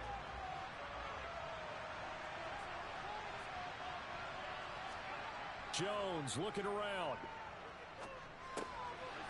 Short throw to Disley. And he'll be taken down, but he does have first down yardage. Now the defense will burn their 3rd and final timeout. And they'll be disappointed to have to burn one there after giving up the first down. And they will take a knee here. 2nd and 11 now.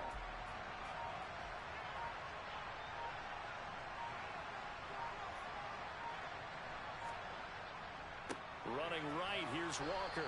And he's going to have to protect the football and take his lumps here at this stage of the game as they stop him behind the line. They'll wind up losing 3. And now it's 3rd down. Charles, why didn't they just take the knee there? You're asking the question that I'm asking as well, because we've seen a lot of football where coaches decide maybe they get a little greedy. I don't know if they're doing it for stats or for what reason. We've seen it happen in college. And how about in the NFL? The miracle at the Meadowlands. All they had to do was take a knee and the game was over. The Giants ran it one more time. Ball popped free. Philadelphia picks it up and wins the game. What year was that? 1978. I think it was in November.